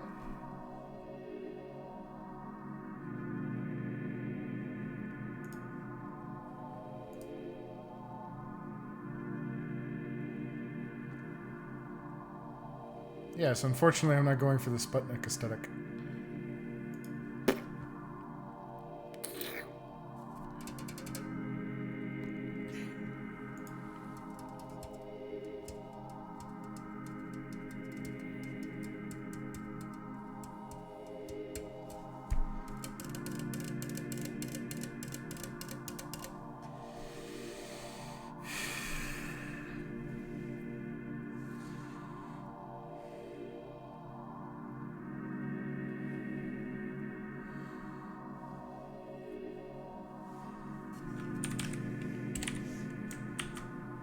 Are you well behaved when we have higher? Yes.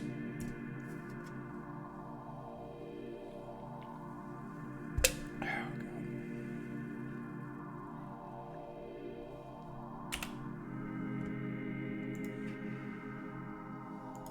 Well, let's see if it screws up triangles.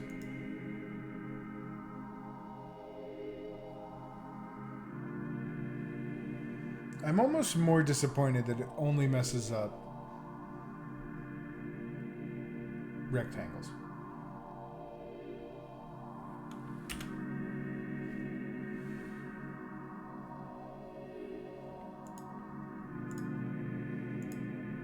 I don't think I'm going to get into animated tonight.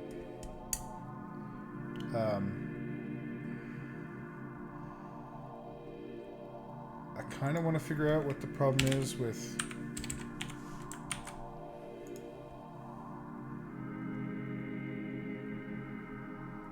my very, very special boys. I know what it is it's hitting that exact tip. And so it's counting it as one.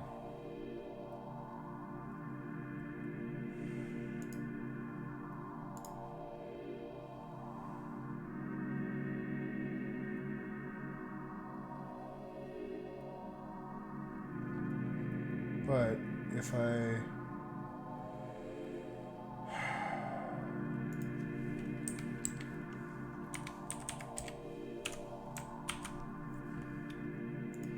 mean, this will fix the problem. Part of the problem. But then I get that middle line again.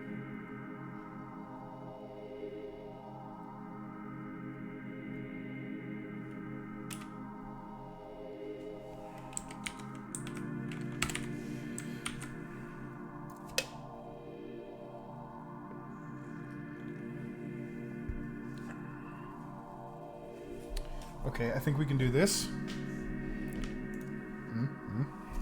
Nope, this is doable.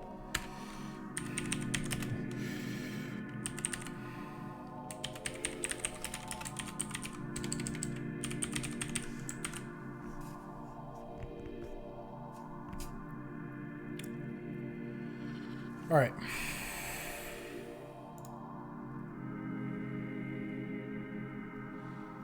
So.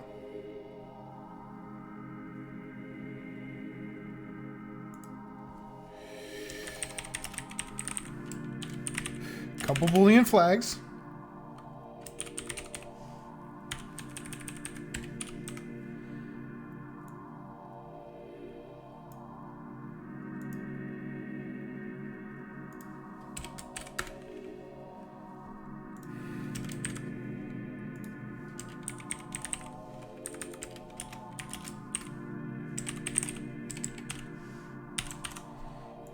Alright, so. Here's the thought process. If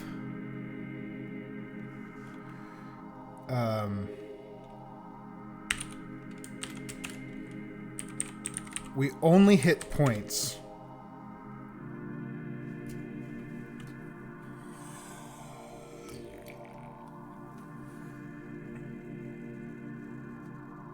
then we're going to say no by default. So we might end up with a few pixels that don't render exactly on the edges.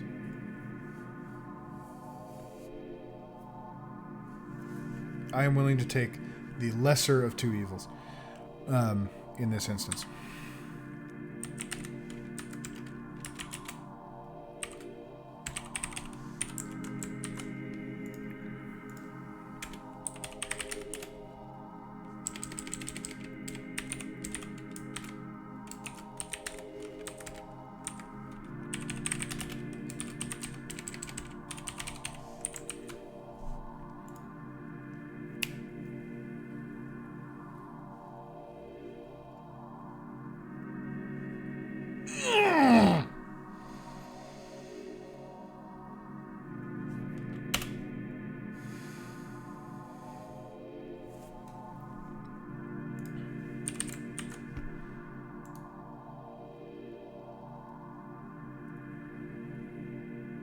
Just don't render rectangles with it. You know what? Just squares. You're SOL with squares, right? You don't need squares. Squares are dumb. Squares are not polygons. They don't even have more than 3 sides, right? They're not polygons.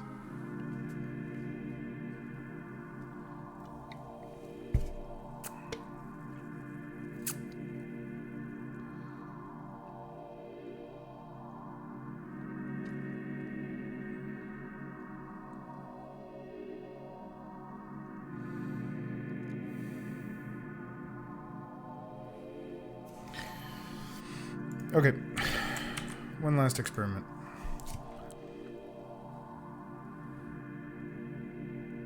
Yeah.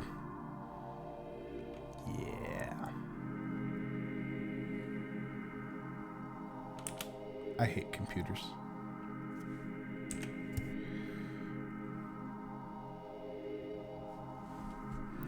Well, that didn't work. Okay.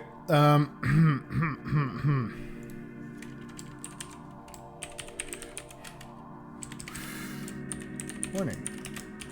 Does not render squares properly.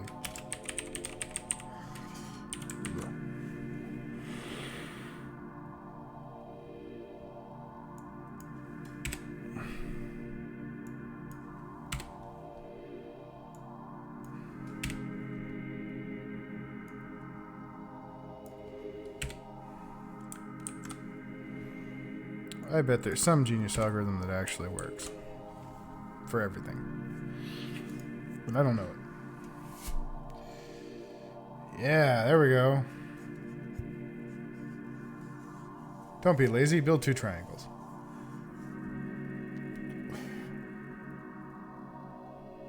Actually, I'm not going to do this.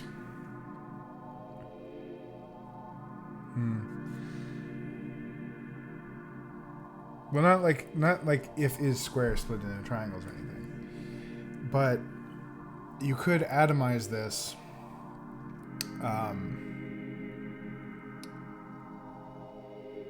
Ooh.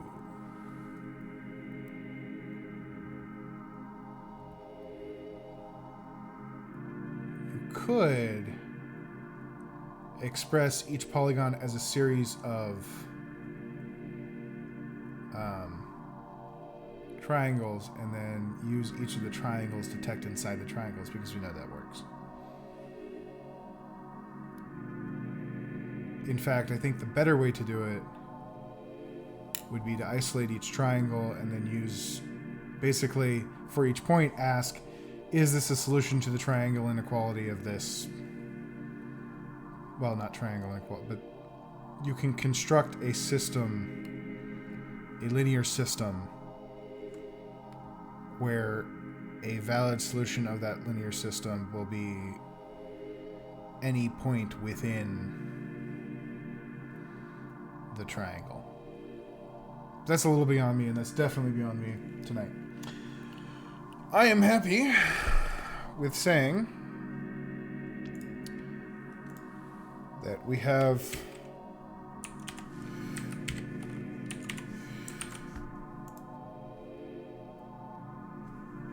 multi-sided regular polygons.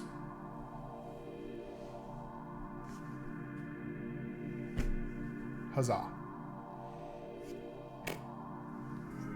So we've achieved the goal for today, which is filled polygons. Don't talk about squares. Nobody talks about Square Club. So yeah, I think I'm going to call it there tonight. It's a fun, nearly 2.5 hours. I will be doing this weekly, so every Wednesday at 6:30. Feel free to hop back in next week. No pressure. I'm not like trying to become a streamer or anything. I'm just doing this so that I have actual motivation to continue working on it rather than just keep putting it on the back burner. So yeah, if you show up next week, I will see you all next week. Other than that, have a good week.